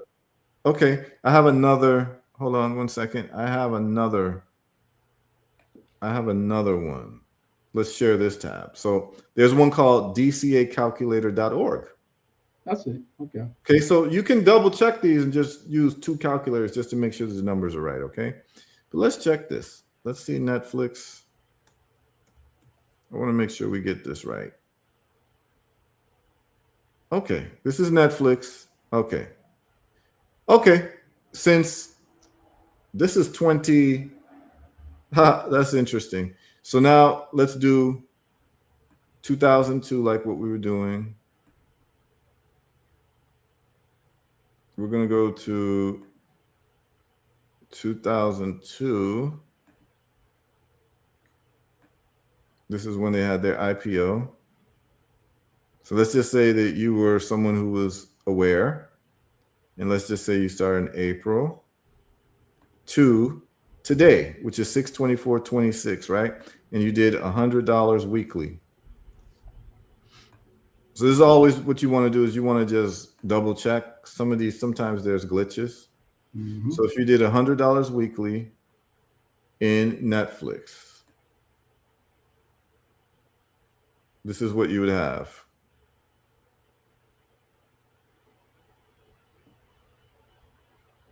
We're going to dollar cost average. Netflix. Yep. So you'd have $2 million. You'd have $2,200,000. Does everyone see that? Yep. That's what you'd have. How do y'all feel about that? You'd be sitting on $2.2 million right now. Okay. So now we're going to try some other ones that people said. What was the one you said, Brother Anthony? NVIDIA. That's Try another one I NVIDIA. got into early. Yep, Oh, wow. you got into NVIDIA. I remember that. NVDA. Let's try this one now again. So with NVIDIA, this one, for some reason, this one's giving you errors on Netflix. With NVIDIA, this is correct. So $100 a week with NVIDIA for the last 20 years, you would have, oh no, this is from 2015, actually. 2015, right. So the last 10 years. This is what it's telling you. Back testing NVIDIA, investing $100 weekly from 2015 to 2026. You see what you got? That's Final value, $3 million. So that's an 11-year investment. Wow. 3.3 million, but you would have invested 65,000. If you'd have front-ended it, 65,000. 11 years ago, you'd have $25 million. Wow. Yeah. Okay. All right, that's heartbreaking, my friend. Yeah, and someone asked, what if you're not able to invest every week? You can invest every month. You can do every month. Yep. And you can just do the number that works for you. And the point is, just play around with the calculator based on what you are seeing, like, and what you can afford. My formula is whatever your monthly income is, you should take 20% of it if you can and invest it. Whatever that is. I don't care if you make $300 a month, you should invest $60 a month. If you make $3,000 a month, you should invest $600 a month. Leave the other 80% for whatever it is that you're going to do, you know, in terms of your living expenses. But the priority is to cut your living expenses so that you can invest, not the other way around, to cut your investments so that you can buy liabilities, because you want your liabilities ledger to look completely different than your assets ledger. So you're poor because your liabilities are more than your assets. What we want to do is we want to turn around and have your assets be more than your liabilities. And the only way you can do that, and I'm just telling you, you can do that with 20%. Because you do it over time, you start getting FU money.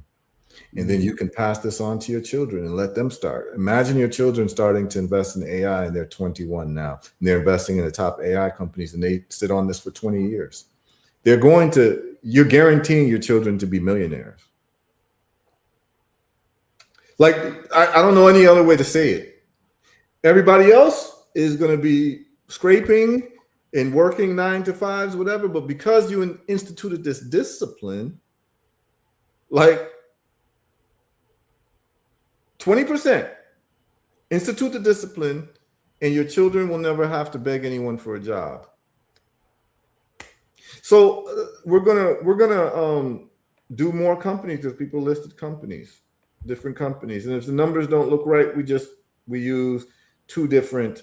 And I'll do monthly because a lot of people are thinking that you can't do this thing because, oh, I don't have this weekly money, right? Yeah. But what I'm going to do is I'll just do monthly because most people, they can probably do monthly, right? You have to pay your rent monthly, so we can do monthly.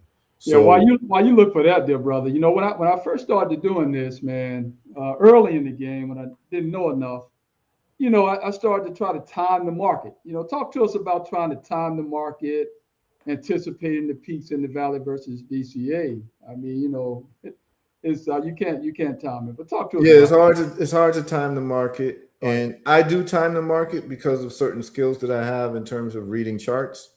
So I use options to time the market. So when you see me doing the options play, that's me timing the market. Yeah. You know, and that's a whole different conversation, which I have on HERU Trades. If you all want to see how I do it, you go to HERU. I'll share that with you all. So I do have some videos for y'all.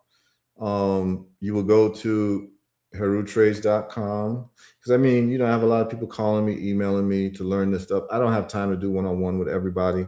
I got so many things I'm doing, but what I've done is I've done videos. So all you have to do is just literally watch the videos, and I try to explain it for an 8-year-old to understand. So you're going to go to HERU Trades. Do you see HERUtrades.com?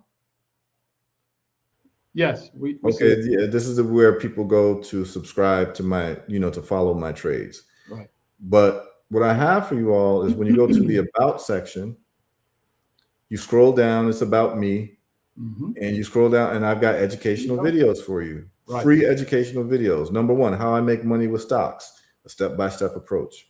I did this during COVID, okay? Number two, stock options, explanations, and account setup. So I show you how to set up an account and how I explain how you make money from stock options. And then number three, I show you how I buy stock options in real time. And then number four, I show you how I make money trading Forex. So this is really all you need to understand like how I do what I do. And then you can add your own tweaks and things as well. But that's my public service for people who want to learn this stuff. Because a lot of people want one-on-one. That's just too time consuming. I got too much stuff going on, man. I travel a lot. I can't commit to one-on-ones with people. And my time is really valuable. So it's hard for me to, and most of it, I'll be repeating myself. I don't like repeating myself continuously. So what I did was I made videos for people, and you could just stop the video, rewind it, until you understand what I'm saying. But I try to explain it in the simplest way possible for y'all, okay? So it's there.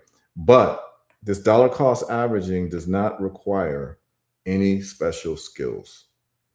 If you tune into this show, I've named to you the 5 companies you want a dollar cost average that we're looking to 10x in the next 5 to 10 years. And these companies, as you saw, have already, some of them almost, or some of them have way past 10x in the last 1 year. Remember, my standard is 10x within 5 to 10 years. I look at the companies. When I looked at Bitcoin and I looked at Tesla, do I think the electric vehicles and their leader, which is Tesla, is going to 10x by 2025? This is when I was looking at in 2015, and the answer was yes. And it more than 10x. Okay. And that's the way that you want to start looking at this thing. If you plan to be alive in the next 5 to 10 years, dollar cost average. And even if you don't, you want to pass this down to your children. So like, I don't know any other way to put this to y'all, but this is the way that you're going to make money from humble beginnings. We all start from humble beginnings unless we inherited a lot of money or you come from a wealthy family. We're all starting from humble beginnings, no matter where you are on this planet Earth. Okay. And our job is to put our children in a better place than we were. Okay. And I can't think of any better way to do that than dollar cost averaging. Okay. And so we can start playing around with some of these different companies, right? And we're gonna do this together, y'all. So let's just say okay, so Brittany started with Mara. Mara was a Bitcoin. Mara was doing Bitcoin in terms of mining. Okay, and I think they've pivoted to probably data storage or one of these storage companies as well. So let's do Mara. Let's do since 2015. Mara, let's do refresh. Okay, let me share the screen. And you all just get these 2 stock calculators. You compare them and make sure you see the same numbers, make sure it's doing it correctly. Just cross-check it. And that is stocktitan.net. And that is also dcacalculator.org. Okay, start playing these games with your family and start seeing, man, what can we afford to do? And what could we have afforded in the last 10 years? And let's just say that we got in this since 2015 in these companies that we already purchased from, whether it's Amazon or Netflix or Google, or, you know, I'm on, if you're watching YouTube, you're a consumer of Google, right? And the consumption is literally your attention. That's how they monetize you. So you want to start asking those questions. What if I invested in Google? Because I'm on YouTube every day. So I might as well see how I can make money off of these people. So let's just put in a month. Okay. We're going to put in $500 a month. And the duration is 11 years. And starting balance, let's just say you start your 500 for the first month. And we're going to back test with real stock. And we're going to do Mara. I don't know how well Mara is doing because of the price of Bitcoin being deflated, but in the last 10 years, it's gone up a lot. So start date would be, let's just say 2015, January 2015. We're going to start January 2015, 01. Oh, it's reverse. They have month, day. Okay. Month, yeah, January 1st, 2015. Okay. Then let's do the calculations now. Let's just see if you'd have made money. So yeah, you'd have made money. So at $500 a month with Mara, Brittany, you'd be sitting on $250,000 today. $258,000 dollar cost averaging. And what we're going to do is we're going to double check that with the DCA calculator.org. So let's do Mara. Let's do $500 a month. And let's do January 1st, 2011. Just like we did on the other one. January 1st, we'll just go up a year to 2011. Okay. So that's the last. Did I do 2011 or I do 20? Let me double check the date. Make sure I get the right date. No, I'm sorry. It was January 1st, 2015. Okay. So we're going to go 2015. Make sure we get the same numbers. All right. 2015, January 01. Till today, he did $500 monthly, and we're going to pick Mara.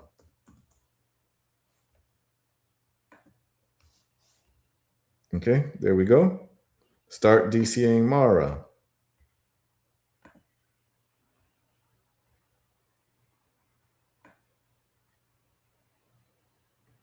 I think let's do Mara.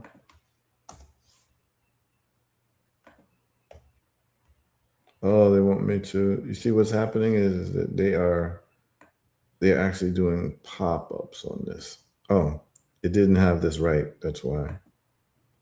We want to do, and you just play around with these calculators, y'all. I'm just showing y'all like due diligence that you could do. So January 1st. Oh, that's why that didn't work. Okay, let me put this in right. So let's go 01/01/2015. Okay, and then we're going to do Mara.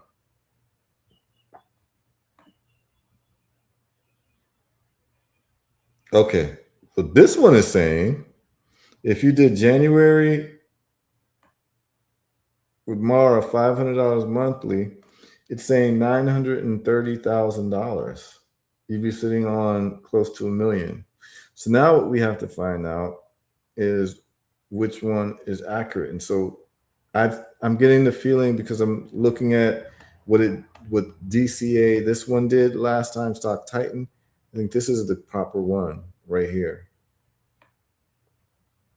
930. I think that's it. Mara. Yeah, I believe that Yeah, I believe that this is it here. Let me just change the stock symbol and let's do Google. I want to make sure that this is actually updating properly. All right, let's do Google. GOOG. You may have a glitch. It may not. Let's see. Start DCA. Okay, so this one is not updating. I'd have to look, and I probably need to get an app. This is not updating properly. Okay, that we just proved it here. So we're gonna go with this one right now for Google. I mean for Mara. So you're looking at 258,000. Okay, let's do Google. And I'll update it as well. And I may even find a better one for y'all next week. Google, it says if you did the same with Google, $500 a month from 2015 is $407,000. You'd have close to $500,000. That's $500 a month, y'all. Let's do AMD. AMD, you'd have 3 million. Does everyone see that? And we might have done AMD earlier. Let's do Amazon.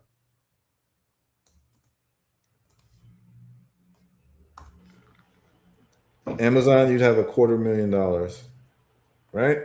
$500 a month. That's Amazon. We can do more.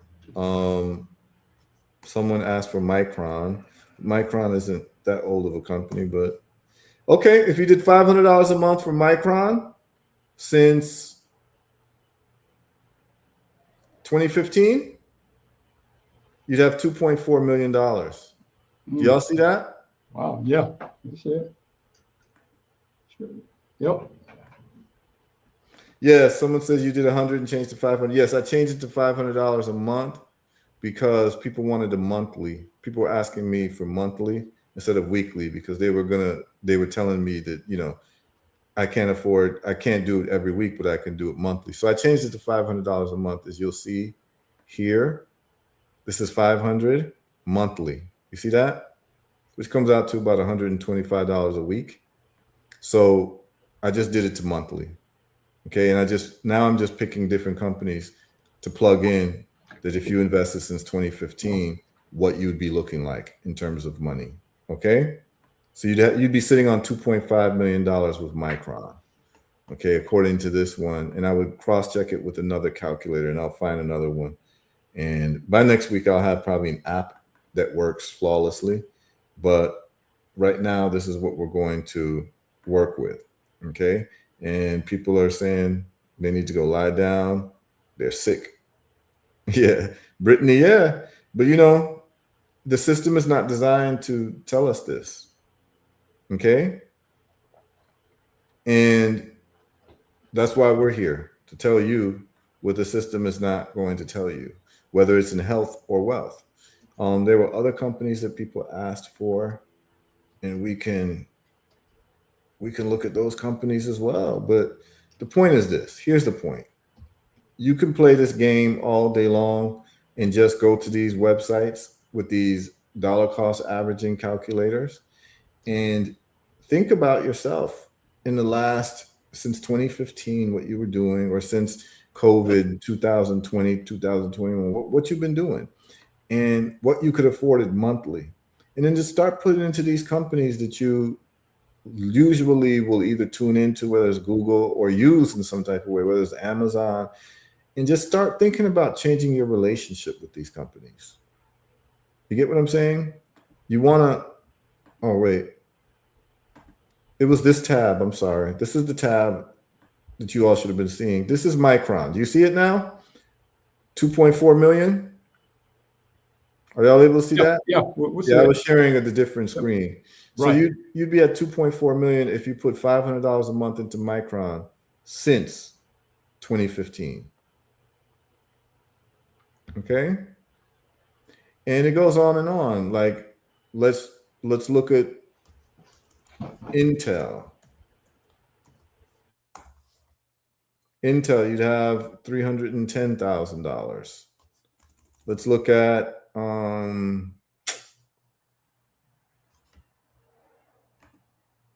some other companies. So I think someone said Hilton. Someone wanted to look at Hilton. I think someone said Hilton. So we'll do Hilton. There's the Hilton Hotels, which is HLTN, I believe. That's not the right symbol. HLT. Yeah, so with Hilton, you'd have $300,000. Someone asked about Hilton. I believe Hilton is HLT.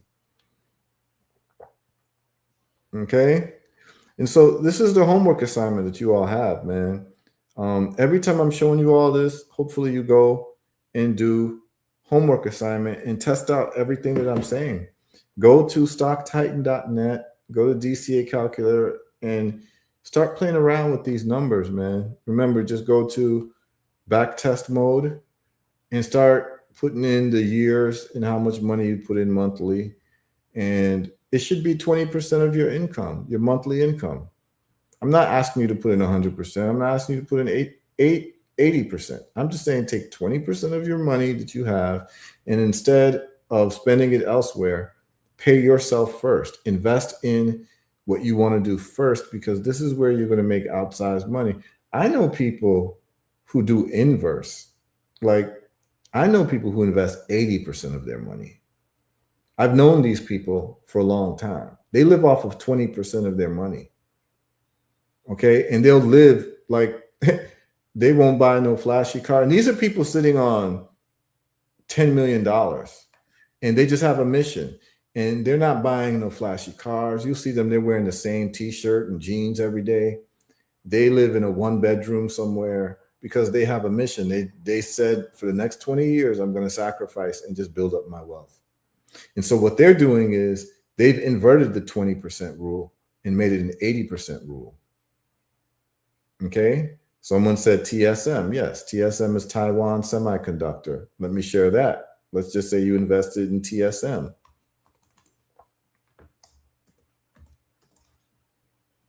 And we can play these, we can do this calculator game all day long. TSM, you'd have $700,000. And that's at $500 a month. There's people like, let's change it to weekly, because there's people who do $500 a week. I know that a lot of people can't necessarily afford that, but we'll do bi-weekly first. So every 2 weeks, you put $500 in to TSM. Let's see how much money you'd have today. Since 2015, you'd be sitting on $1.3 million. Okay. And if you did it weekly, like I do, you'd be sitting on $2.7 million. That's $500 a week. And Taiwan Semiconductor, they provide most of the microchips to the world. So they're not a bad bet at all. And if you've been with them for the last 15 years is what we're 11 years rather, since 2015, y'all, you're looking at, and we can all remember what we were doing in 2015. And imagine if you just put your money towards this, you'd be looking at 2.7 million if you were doing $500 a week, which some of you all could have afforded. There's a lot of people listening to my show, to this show right now, who have retired, because I get a lot of phone calls from them. And, I get phone calls of people asking me to invest for them. And I don't invest for people because I just don't want that responsibility. So these are people who, again, were actually, even if you were a post office worker that has a pension, like post office workers make over $50,000 a year. You know what I'm saying? There's, by the time you retire, some of them are making damn near $100,000. So there are people who can afford $500 a week. They just never knew what to do with it. And there's people wasting $500 a week on all types of frivolous things. And if you just redirected that money towards Taiwan Semiconductor and these other AMD, you'd have about $3 million right now. And that's just what it is. And you just keep doing it and you keep doing it. And you pass it on to your children. And this is, the best advice that I could give you all. I've been doing this for some time. It's worked out very well for me. The numbers are the numbers, y'all. And what I'm telling you all is that I have now started a whole new endeavor on dollar cost averaging AI. So basically, anyone who's following me and doing what I'm saying, you're making just as much money as I'm making. I told you you're making the percentage at least, no matter what it is, if you're investing $10 a week or $100 a week or $1,000 a week, you're making the same percentage that I'm making. So it's up to you. And I'm just telling you, I just started with the AI. So there's no this just full transparency. So a year from now, we can check to see where I'm at. And I'll tell you the numbers. I'll share with you all the numbers because I'm doing $100 a week on 5 companies, on 6 companies. So I'm doing $600 a week on AI companies. I've just chosen 6 of them. I told you them. And $100 every week is taken out of my bank account. And that's just with the AI stocks. I mean, I do other things, but this is what I'm doing in terms of this. And this is my new dollar cost averaging endeavor. I did it with Bitcoin. I did it with Tesla. It worked out beautifully. And, in 5-10 years, we can have another conversation, but I believe that you all should look into this very seriously, take it very seriously. And the best way to take it seriously is to start playing with these numbers on these calculators I shared with you. And when you start getting comfortable with it, and you can now envision where you're going to be in the next 5 years. I don't think that anyone else could give you more of a golden goose than what I've just given you all. That's it. I don't need your praise. I don't need your adulation. Just do it. You can thank me later if you want. But the point that I'm saying is that, see, Brother Anthony called me one day and he said to me, brother, tell me more about investing. And I just laid it out to him. I said, these are the companies and this is what you should do. And it was up to Anthony to take what I said seriously. And Brother Anthony took what I said seriously over 5-6 years ago. And now he's a seasoned investor because he's been holding positions in Tesla, Nvidia, and Bitcoin, and the other ones. And, Brother Anthony is a professional lawyer. And so he has income and he needs to figure out what he's going to do with his income, right? And those of us who have any form of steady income, if you're not dollar cost averaging, you're doing yourself a disservice. Now, I'm not saying that's the only thing you should do. You should definitely build up businesses. I'm also an investor in other businesses as well, private businesses from friends I have globally. So when I'm in Africa, I invest in businesses like restaurants and, different things. I invest in people's businesses in America and the Caribbean. I buy land also in the Caribbean. The point is this. All of this is fun to me at this point, but the dollar cost averaging to me is the foundation of your investment. Everything else is extra. So there's really 2 things you should be investing in. Let me just break it down. For y'all. There's 2 things you should be investing in. Number 1, dollar cost averaging. That should just be everyone should do it. Pick the right companies, and I showed you how to pick the right companies. Dollar cost average, right? The next thing that everyone should be investing in is either your continued education in the field that you're in, so that you can get more income from that education as a worker, so you can demand more money, because you want to demand more money so you have cash flow. The increase of your cash flow increases what that 20% value is. Because if the rule is 20% investing, you want more money. See, a lot of people want to get more money from their job so they can buy a bigger house or buy a better car or this and that. But in people who understand this, they want more money so their dollar cost averaging goes up. See, that's the mind of an investor. The mind of a consumer is, I want an increase in salary so I can buy more things, right? I could buy more liabilities. Well, you want to increase your cash flow, and the way that you're going to increase your cash flow is weekly, monthly money that runs like a machine. That's your 9 to 5. But for those of us who are business owners, that's our cash flow. Our businesses is our cash flow. So you want to always invest in businesses. The businesses allow you to have what I call your own autonomy. You know, you're not having to ask anyone for a vacation. I'm just not good for that. I'm not a good employee, right? I'm a very bad employee because something in me just doesn't sit. That's why like slavery really bothers me on a personal level, because I can't imagine someone having control over my life. Like it really bothers me. Like when I was a young kid and I found out that our people were enslaved around the world, it really messed my head up. And it still does to this day. That's why I couldn't join a lot of these Hebrew-based religions, is because slavery is like sanctioned. Like, that's another conversation. Like it's actually agreed to, like that you can enslave people. And so for me, I could never be in a position where I have to ask another man or be comfortable asking another man or woman if I can take a vacation, or sometimes even ask for a bathroom break as an adult. So it just never sat, 9 to 5s never sat right with me. So I said, if I'm not going to be an employee, I better be a business owner. So I need to study business and I need to be entrepreneurial. And that's what I've done, because I'm just bad soil as an employee. It just does not sit right with me. Some people, it's okay. I just can't do it. So cash flow becomes an issue. Everyone has to solve their cash flow problem, which is you need to make more money than what your expenses are.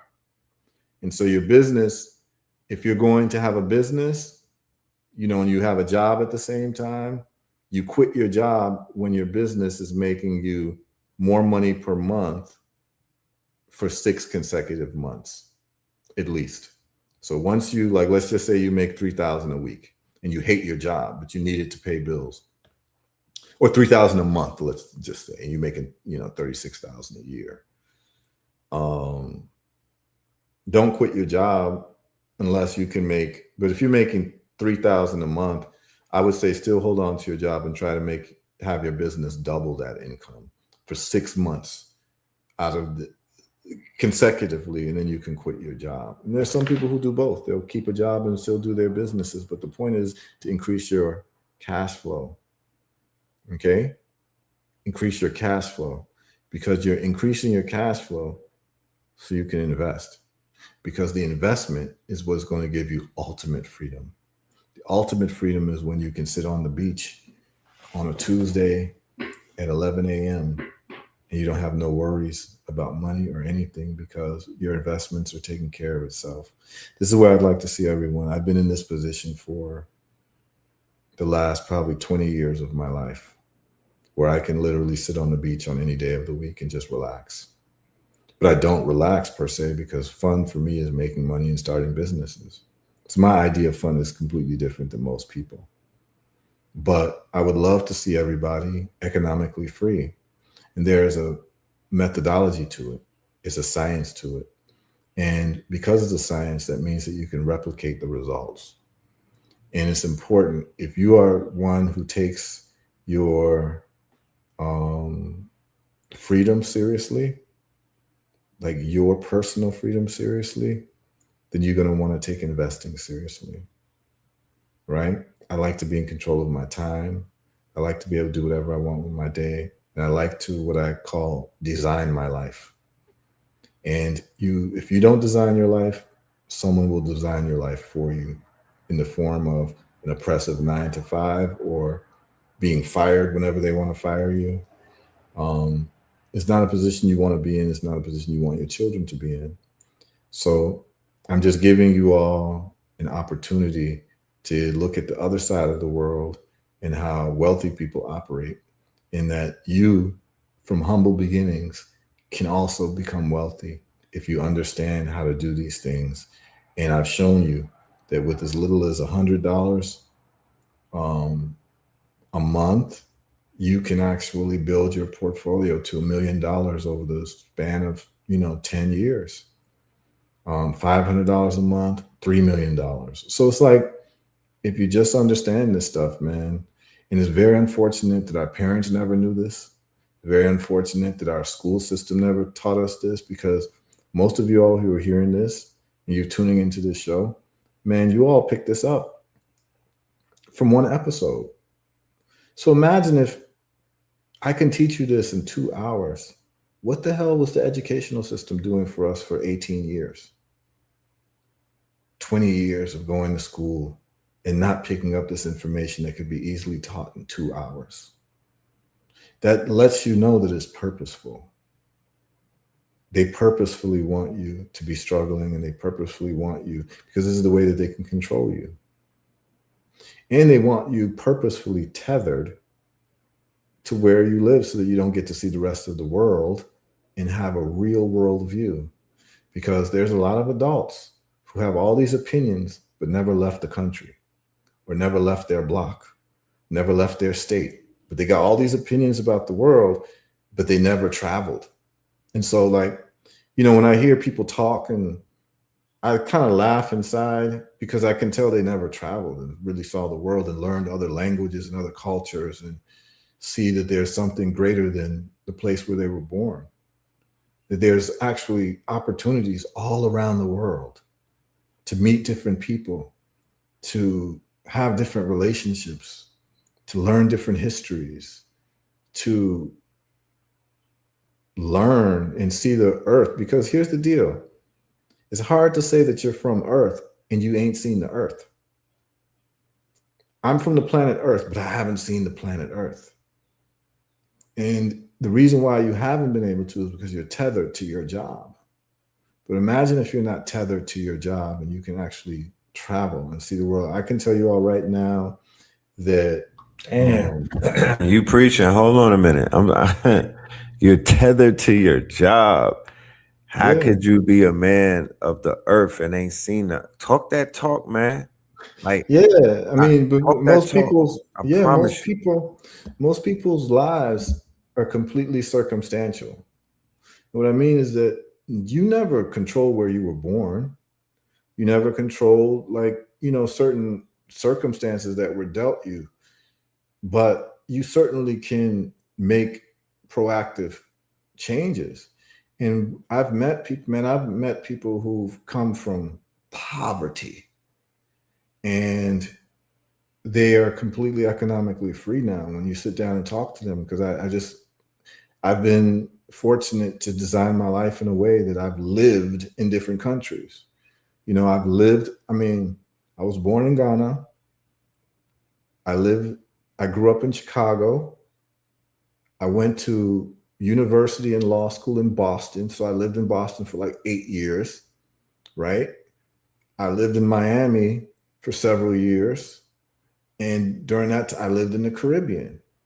I've lived in Jamaica. I've spent a lot of time in Barbados. I've spent time, and I spent close to a decade in the Virgin Islands. I've lived in Nigeria.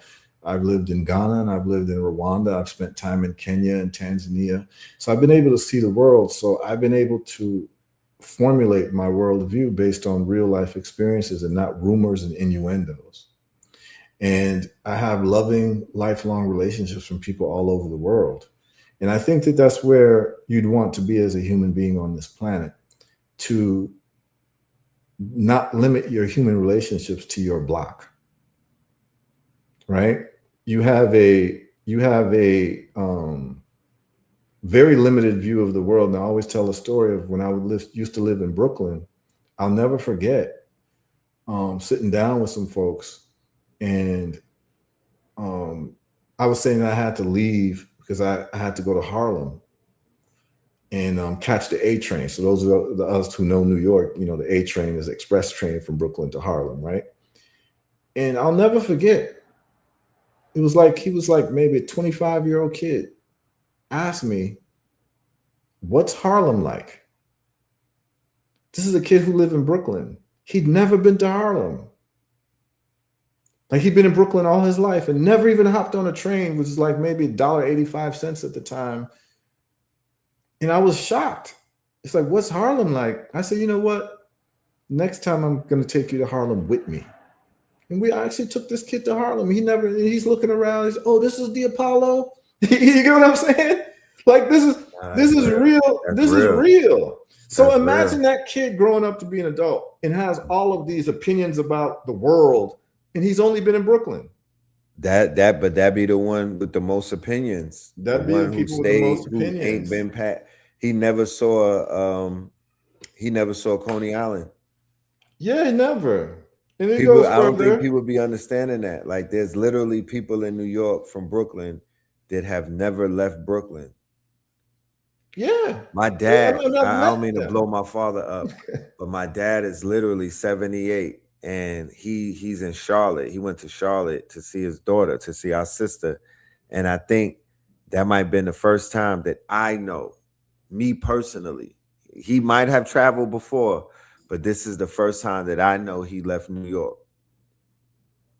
He never Yeah. left New York. I mean, he's been to Martha's Vineyard and other places, but he's never gone the opposite direction. Nope. Right. Now, imagine, let's extrapolate that. Imagine you're born in America and you never left America. But you got all these opinions. I would say percentage-wise, that would be the majority, not the minority. Yeah, especially black folks in America. Black folks in America have the least percentage of passports. They actually have passports. So that's why, like, when I hear people, and not to go off course, but this is it needs to be spoken about.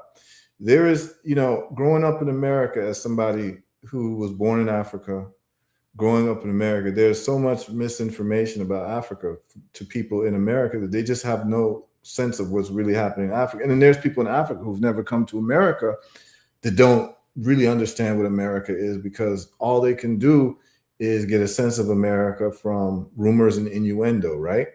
And so what has happened is that on both sides of the water, we have the powers that be propagandizing our minds.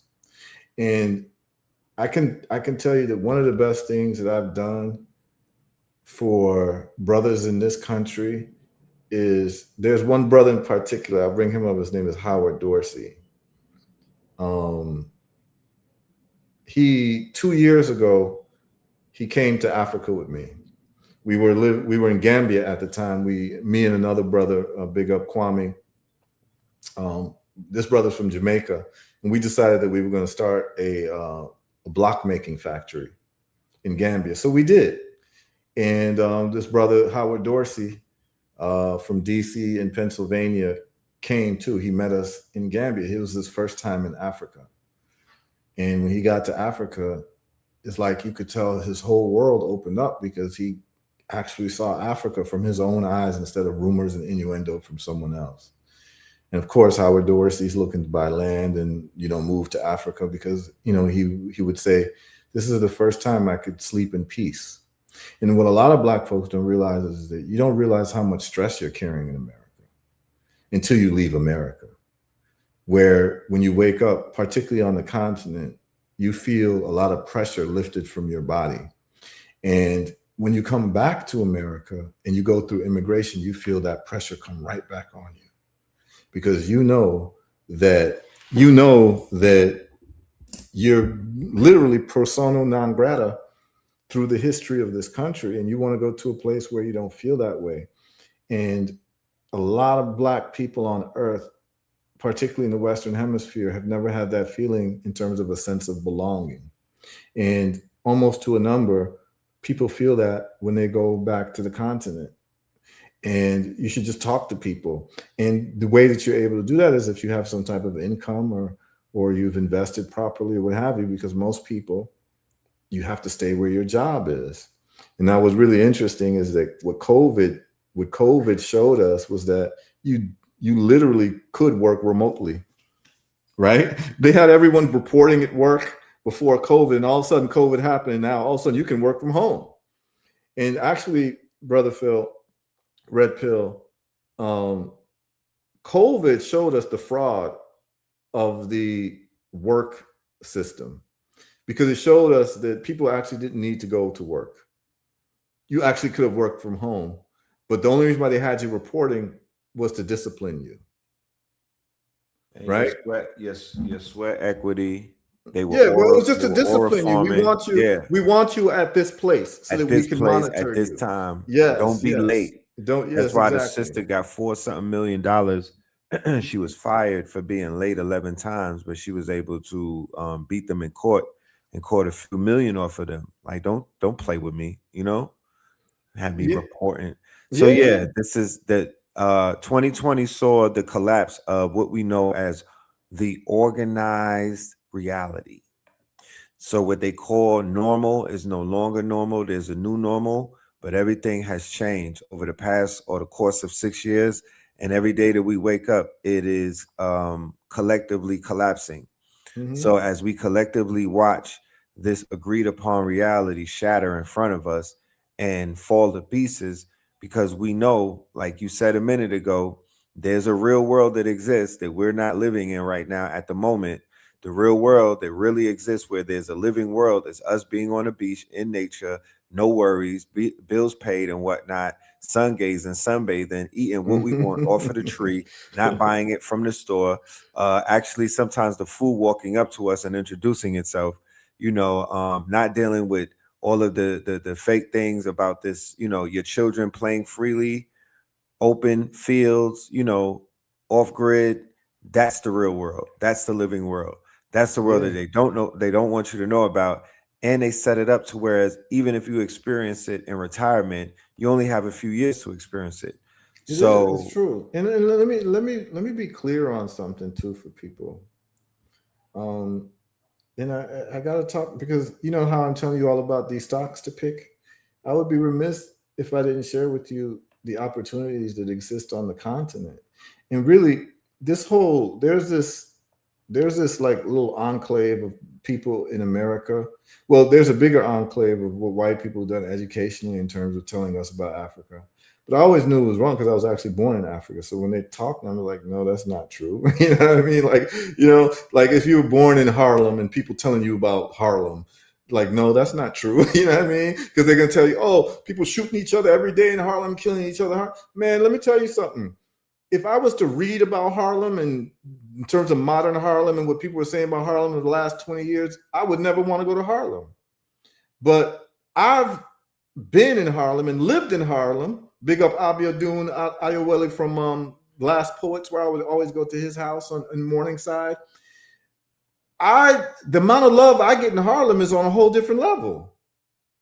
Harlem is a beloved place to me. But if I was to listen to the propaganda, they would want us to keep away from Harlem. And then what happens?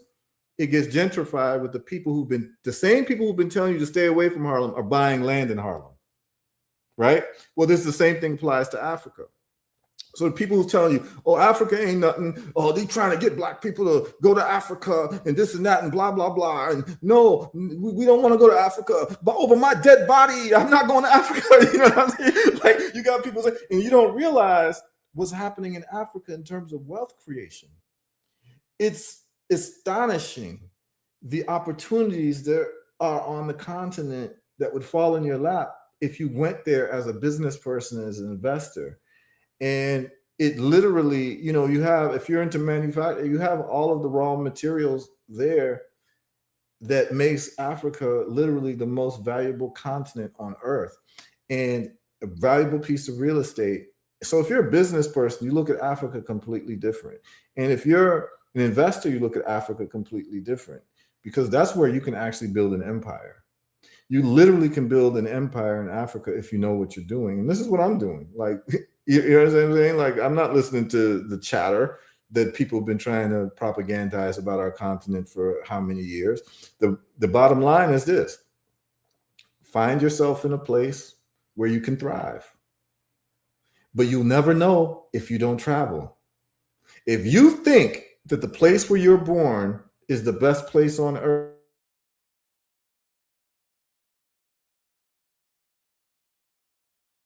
right? If you were born in Brooklyn, you think Brooklyn is the best city on earth, and you never left Brooklyn, then what is your sample size?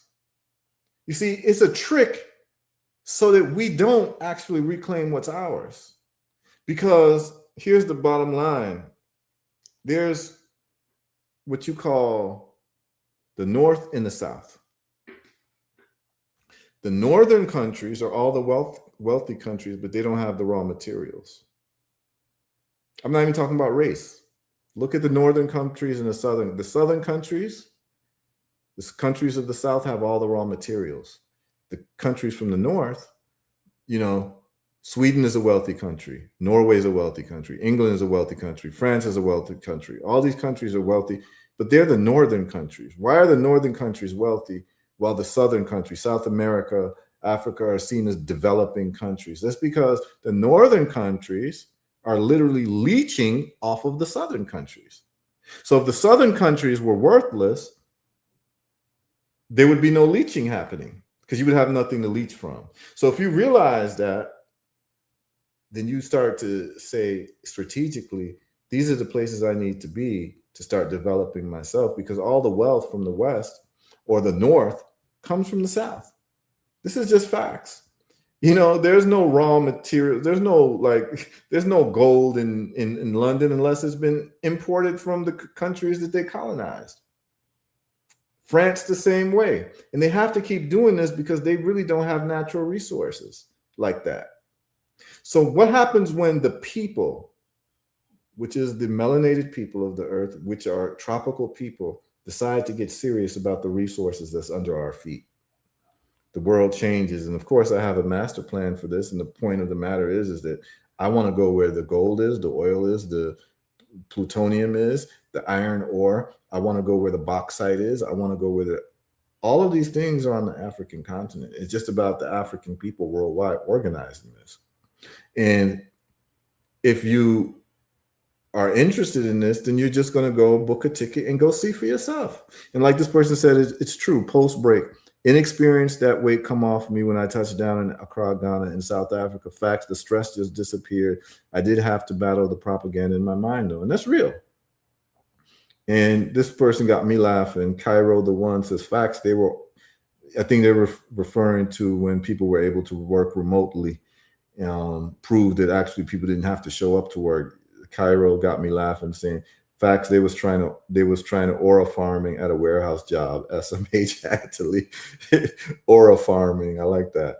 Is it, yeah, bi-weekly meetings about gender and rules, yeah, all that type of foolishness that you got to deal with at a job. You know what I'm saying? Someone wants the London event, so I'll share that one more time. Let me see if I can. I think this person is probably watching through Know the Ledge. So what I'm going to do is I'm going to share the screen, and you can just do a screenshot of the screen, and you can have the URL link. Okay. So you can just take a picture with your phone, and then you can have the URL link, because I don't think that I will be able to. Let me see if I'm able to post a comment here. I don't know if you got this. I posted it here. And hopefully it goes to the YouTube. That's the link there. Okay. Global Legacy Builders Paperform.co. And I'm going to share the page with you all. That's London, July 11th. And if you want to know more, you can just hit me up at herbalresults.net, info@herbalresults.net, and I can send you the link as well. Okay. But this is it here. We'll be at the Doubletree by Hilton in London, Kensington, 100 Cromwell Road. And it should be a historic lecture. It's looking to be standing room only. And we'll be starting at noon, and we'll be going on all the way to 6 p.m. Okay. Saturday, July 11th, 2026. Hope to see you all there. Those of you who can make it, bring your friends, your family, your grandma, all of them. They got any issues, it'll be addressed health-wise at the lecture, because most people are suffering from the same things. It's either high blood pressure, diabetes, autoimmune, or cancer, or kidney failure. It's all the same stuff, okay? And we address it. Some other people had some comments. Some really cool people commenting on this, sharing their experiences of why. Kai Wilson, the powerful Kai Wilson, a white guy told me not to go to Africa because they don't have good health care. That's so hilarious. And What people don't like in places like Rwanda and Nairobi, what they don't know is that people are doing literally health tourism in these countries. You know why? Because it's cheaper to get an MRI in Nairobi than it is in California. So you literally, or New York, you can actually book a ticket, a round trip ticket, and get an MRI in Kenya. Your price of your ticket, your hotel, and the MRI will be cheaper than your MRI in New York. This is just fact. So people are actually traveling, doing medical tourism in places like Kenya, places like Rwanda, places like China, Singapore, Turkey. People are going for medical, Mexico, people are going for cheaper medical services. You know, someone says, post break. Yep, same for me in Ghana, South Africa. The love is good. Oh, absolutely.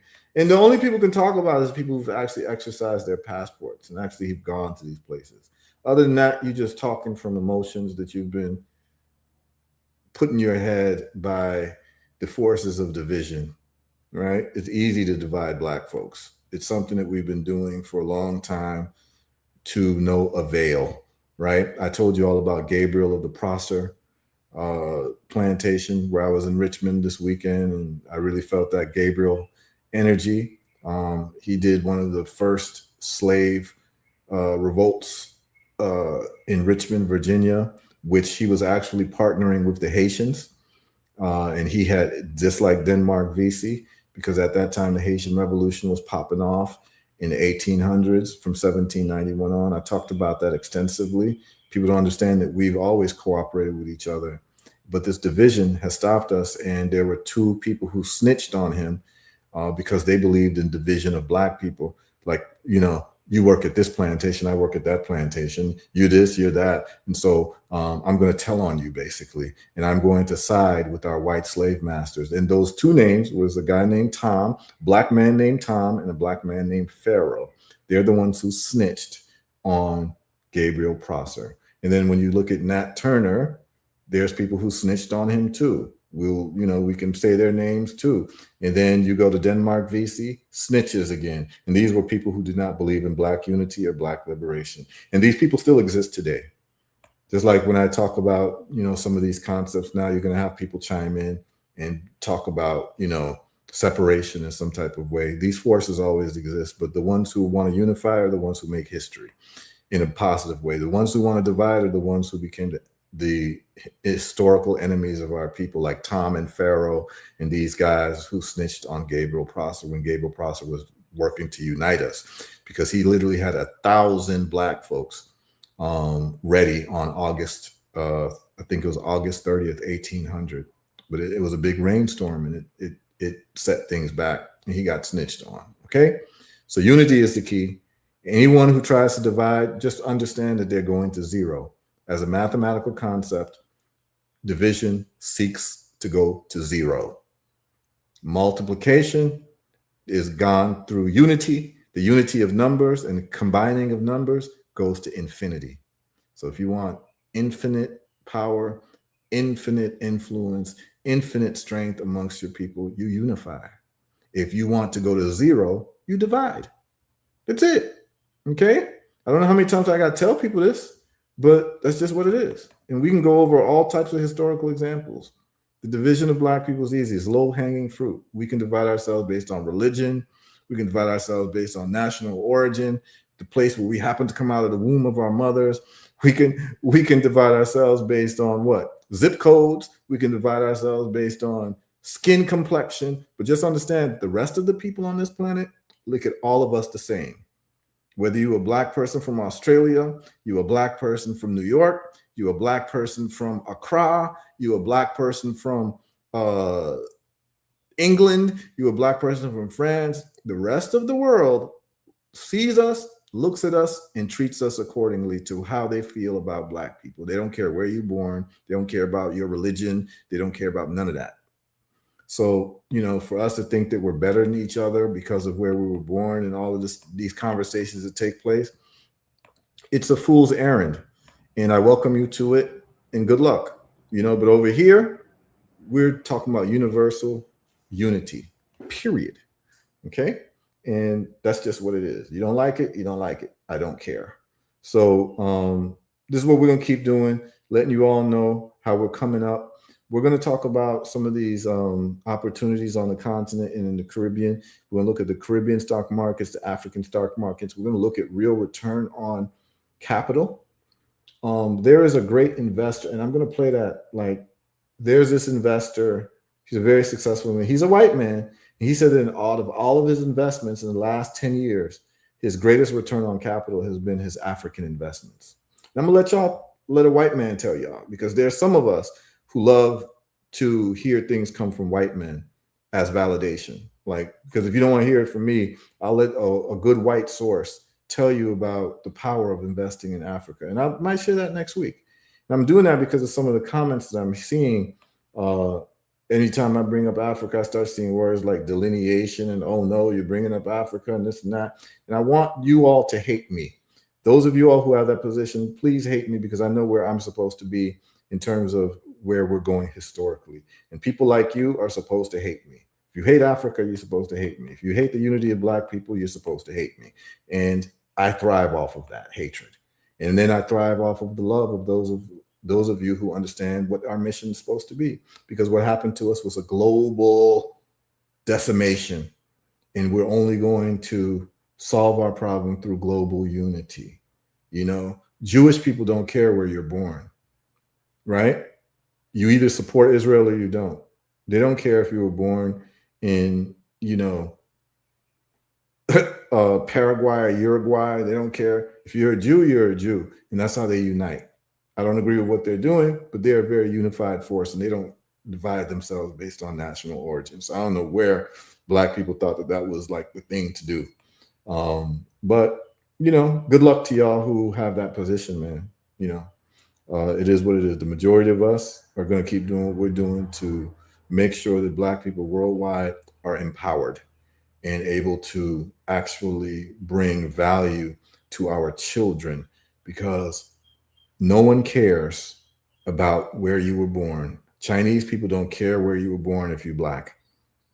They don't care where you were raised. They don't care if you listen to hip hop or reggae. They don't care if you they don't care if you eat chitlins or you eat fufu. They don't give a damn. They treat you accordingly because you're a Black person. And it's like some of us just can't wrap that around our heads, that like the whole world perceives you a certain way, but you want to perceive yourself another way, right? That's that Caitlyn Jenner syndrome, right? You perceive yourself as a woman, but the whole world sees you as a man. You understand what I'm saying? So I'm not playing any games with y'all. I'm not. And if y'all hate me, that's good. You hated me already anyway. So it is what it is, man. But those who y'all got love, we're building together. We're going to build our empires together. We're going to make it right for our children, so our children do not have to be burdened by a lack of economic choices. And that is our role as parents. Forget the politics. Let's just talk about self-preservation. Our role of parents is to make the lives of our children better than the lives that we had. And so if you can't get with this, you can't understand this, then it is what it is. We don't need everybody. We just need a few people to be on point. And so hopefully this has been helpful to y'all. I know I kind of, waxed a little bit poetic and went on a little diatribe, but, I see certain things and it sets me off, man, because I understand what losing looks like and I understand what winning looks like. Right. I really understand what losing and winning looks like. And it's so good. Yeah, you got to speak to it sometimes. A lot of people are exposed to one-sided arguments in terms of the xenophobia that's being expressed. And, there's some rightful arguments taking place about abuse on both sides. However, I like to focus on the solutions. However, I like to focus on the fact that it ain't when you from, it's where you at. You got to get out there and move around and see how the world reacts to you. I went to South America. I moved around with love in my heart. I moved around with knowledge in my heart. I moved around with awareness in my mind. I knew where I was at. I studied where I was going. And, I was one with the community. Wherever I was at, I was one with them. I wasn't going against it. I wasn't all mad that I was there. I was in perfect alignment, and that world opened up to me. Everywhere that I went, it opened up. And I saw the good, bad, and ugly. I saw the good, the bad, and the ugly. But I wasn't accusing generalizing and condemning the people for that. Absolutely. You feel me? No, Absolutely. not at all. Absolutely. Absolutely. It's like, I'll just put it in like simple terms. I grew up in Chicago. Yeah, short time. Right? I grew up in Chicago, and I have friends in Chicago I grew up with from childhood who are still my friends to today. And it's nothing but love in Chicago for me. But someone who's never been to Chicago would read the news about Chicago and think that Chicago is a place where you should never go. Right. Oh my goodness. They'd be You understand what I'm saying? That's because the people never traveled to Chicago and they've never been to Chicago. So their ideas about Chicago is based on rumors and innuendo and marketing propaganda to make you not go to Chicago. And what you're going to find out is whenever you see these things, that's when the economic predators come in and start buying land for cheap. This happened to Detroit, where they told you stay away from Detroit, but the people, the investors, were able to buy whole buildings for like $10 in Detroit. Right. They were blind. $10. Right. But they told you to stay out. Exactly. Right? They told you to be scared of your own people. Exactly. You know? When I arrived there in 2016, I was smitten by what I saw. I was blown away by how much development was taking place at the hands of young Black people. I mean, blocks and blocks, right? Then when I went to Chicago, I was literally downtown. I think that's Union Station. I mean, I walked like a pedestrian just so I could absorb the beauty of Chicago. I was walking and just looking, and I was amazed by how dope it was. I got on the train just so I could see on some New York thing. I wanted to see the scenic routes. Like, I love Chicago. It's beautiful. Man, Chicago, and the people are just on some. The people are different. When man. I saw I'll tell the you shoreline, one thing. Yeah. When you go Lakeshore Drive, when I let me saw tell you the something, shoreline, I was. I'm gonna say this about the people of Chicago. So I've lived in so many different cities, right? I would say probably Jamaica is probably number one in terms of like a place where you go and you will laugh because the people are so funny, the stories they tell, right? Probably Jamaica's number one. And then probably number two, maybe Lagos, Nigeria. But number three, the personality of the people in Chicago. That's why some of the top comedians come from Chicago, you know. Right. Like there's a culture in Chicago, like, you know, some people call it snapping, jonesing, or whatever it is, like how we make fun of each other. But growing up in Chicago, man, I'm gonna tell you, I don't think that there's anybody funnier than like the people in Chicago, man. Like the sense of humor that people have in Chicago, man, like the way people talk shit in Chicago, right. It's different, man. It's a different level. And you'll be in Chicago, and if you meet, you know, the right people, of course, or even just the average Chicago, you'll just start laughing, man. I remember, I'll never forget, man. I remember I was in Miami, right? And I was on South Beach, and I seen a group of sisters, and somehow we just started talking. I heard the way they were talking, like, you know, Chicago people say funna, you know, like instead of finna, they say funna. I said, you from Chi-Town?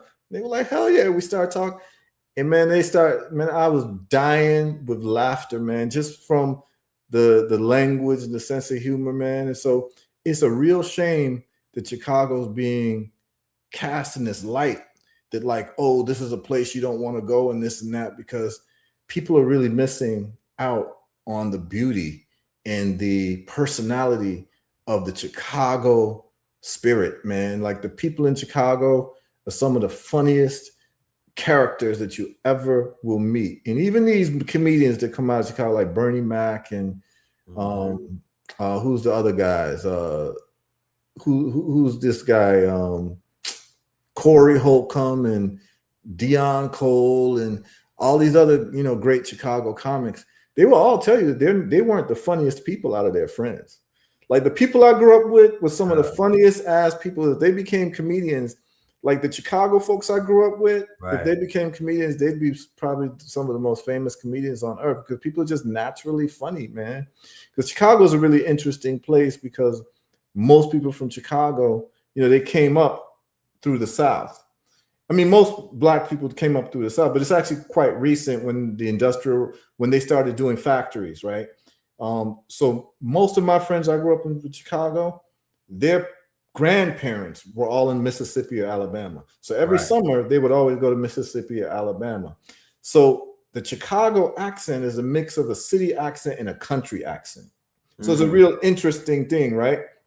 But like the slang in Chicago, you know, the word mug is a word, you know, like it's cold in a mug, it's hot in a mug. You know, like Chicago, Chicago. Sure. Yeah, they got slang out there unparalleled. Yeah. I mean, New York got slang too. You know, New York is a whole different beast, man. But yeah, Chicago doesn't get enough of credit for the people there and the beauty of the personalities of Chicago, man. And so when I hear about Chicago and people speak bad about Chicago, I always ask them, have you been to Chicago?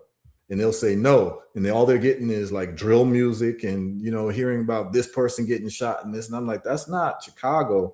It happens, but that is not what Chicago's about, man. And so I'm clear on that. Like people who have these images of places, it's like Jamaica. They'll tell you don't go to the garrisons and don't go here. But I'm in Jamaica, like getting love. And I'm seeing it for myself. And I'm like, man, people telling you all these stories, man. But if you don't go there yourself, you don't really know what's going on, because most of what you're being fed is propaganda from other people who want to devalue a place so they can swoop it in and buy it for cents on the dollar. That's what's going on. Whether it's Africa, Chicago, Jamaica, Haiti, especially. Haiti's a whole different thing. When I went to Haiti, my mind was blown. It was one of the most beautiful places I ever been. Was there poverty? Yes, there was poverty. But were people like screw face and ready to shoot you and kill you? No, because people were living in communities and in these places where they even call poverty, you have what you call social systems where people take care of each other. So you have this social connection where everyone knows each other and everyone's connected and the neighbors know each other and the neighbors raise each other and all of that. You know, there's no such thing as being in Haiti and Africa and not knowing your neighbor, because your neighbor is going to be disciplining your children and watching out for your children and all this. And that community stuff is still there. And a lot of people from America are missing that community connection where you can live next to your neighbor and not even talk to them for 20 years. You know what I'm saying? So these are experiences that people need to have, man. People need to break out of their shell and just see the world. That's what HERU is telling you, is get your passport, exercise your passport, and open up your horizons to the world, because what they may have told you about different places may not turn out to be true. And it definitely won't turn out to be true. But the only way you can do that is if you have some financial freedom so you can move when you want, how you want. And so that's why we do what we do. All right? Nah, for sure. So yeah, man. So I mean, people asking questions. Someone's talking about Chicago, crucial conflict. A Chicago native told me the culture groomed themselves from legit to talk shit. Yes, they pride themselves being able to talk shit back and forth with your mama jokes, and you get up and yeah, that's Chicago, man. Chicago's a special place, man. When I grew up, my childhood there, I had one of the best childhoods growing up in Chicago. You know, it prepared me for the world. And I got nothing but love when I think about Chicago, man. The people of Chicago, the average person in Chicago is a great personality. You know what I mean? And so enough respect to Chicago. Someone said the Caribbean, HERU, you need to travel to the Caribbean Antilles. And so what I'm going to do is I'm about to ask what islands are in the Caribbean Antilles, because I probably have been there, but Caribbean Antilles. I mean, I got a little time. I'm having some fun. So I just want to see the island countries that are considered the Caribbean Antilles. What are we talking about? Well, they have the Greater Antilles, they have the lesser. So the Greater Antilles is Cuba, Hispaniola, which is Dominican Republic and Haiti, Jamaica, Puerto Rico, Cayman. So I've been to Puerto Rico, I've been to Jamaica, I've been to Haiti, and I've been to the Dominican Republic. I've not been to Cuba. I think this person was talking about the Lesser Antilles, what they're calling the Lesser Antilles. That's St. Kitts. So St. Kitts is the first Caribbean island I've ever been to. You know what I mean? I was invited there when I was a poet. Big up Ras Zambo. Ras Zambo was the leading figure of the Rastafari House of Nyabingi, who invited me after he heard my CD to come perform at Black Liberation Day or African Liberation Day in St. Kitts. And that was the time when this was in the year 2000. And this was before September 11th. So you could literally travel to the Caribbean just with your driver's license. You didn't even need a passport. So I went with my driver's license, St. Kitts. That's the first place I've been. And just for the men, here, just to tell y'all, some of the most beautiful women that I've ever seen, natural beauty, Black women, natural beauty with no makeup, was in St. Kitts. I couldn't believe it. Where my grandmama from, bro. Yeah, my mother's mother. Yes, okay, sir. Yeah. It's very beautiful, beautiful people in St. Kitts. Someone saying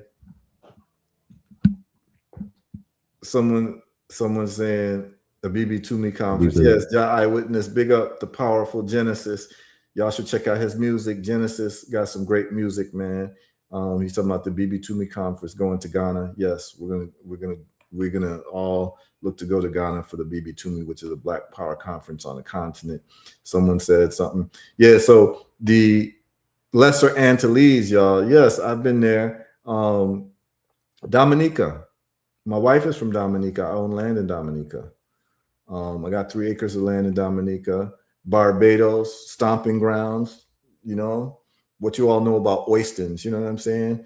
I used to hang out in the parish called Christ Church in Barbados, and go walk to Oystons, man, where they do live cooking there, and big up to all the family in Barbados. I spent a lot of time in Barbados, performed a lot in Barbados as well when I was a poet, and I love my people in Barbados as well. I got long life relationships and friendships in Barbados.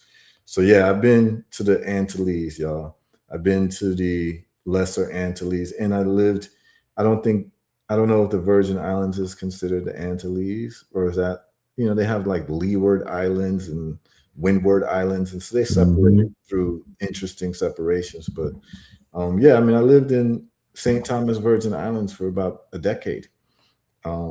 Big up to the VI Massive, you know what I'm saying? You go to the VI. Yeah, man. So yeah, I've been to a lot of these places, man, and spent a lot of time and have meaningful relationships with people there. Yep. Someone said Christ Church. Yeah, Christ Church. That's the parish there. Exactly. Christianstead. Yep.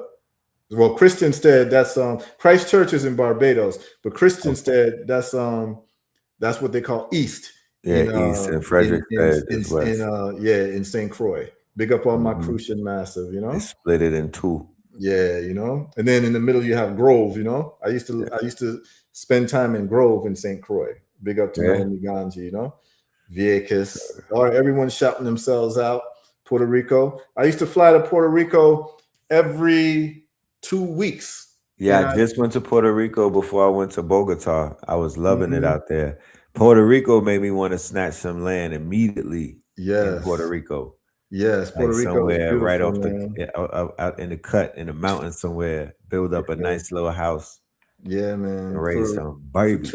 For 2 years, I used to fly I used to work at the University of Virgin Islands, and I used to fly to Puerto Rico every week, I believe, or every 2 weeks. I used to fly to Puerto Rico at one of their universities there, Universidad de something, and I used to work in their work with them on renewable energy projects. And that's actually how I found out that most of the rice that we eat is tainted with arsenic, because they had a laboratory there and they were testing grocery food for heavy metal poison, And they found out that all the rice in the grocery stores have arsenic in it. So I'll never forget that. So yeah, that was Puerto Rico. Someone said the Netherlands. They're talking about the Netherlands Antilles. The Netherlands Antilles. Were we talking about St. Martin? Hold on. So Netherlands Antilles. And you're talking about like Curacao and Aruba? Netherlands Antilles. All right. I just want to see what countries this person's talking about, which islands. Netherlands Antilles, the Dutch Antilles. That would be the ABC Islands. Yeah, that's Aruba, Bonaire, Curacao. I have not been to those.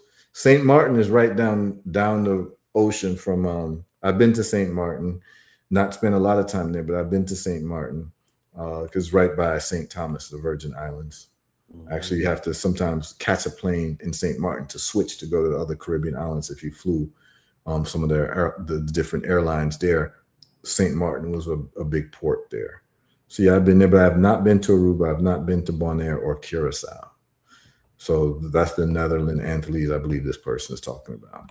Yeah, man. It's all good vibes, man. You meet good people everywhere, and you can have lifelong relationships, and that's what it's about. If you're gonna be on Earth, see the Earth, man. Someone says their sister-in-law is from St. Croix. Yeah, man. Big up Cruz, you know. So we're just doing a little few shout outs with the people who's commenting, man. Who you got on the FIFA side, my brother? You know, you'd be surprised. I haven't been watching. I haven't been watching soccer. I know you're talking about World Cup, right? Yeah.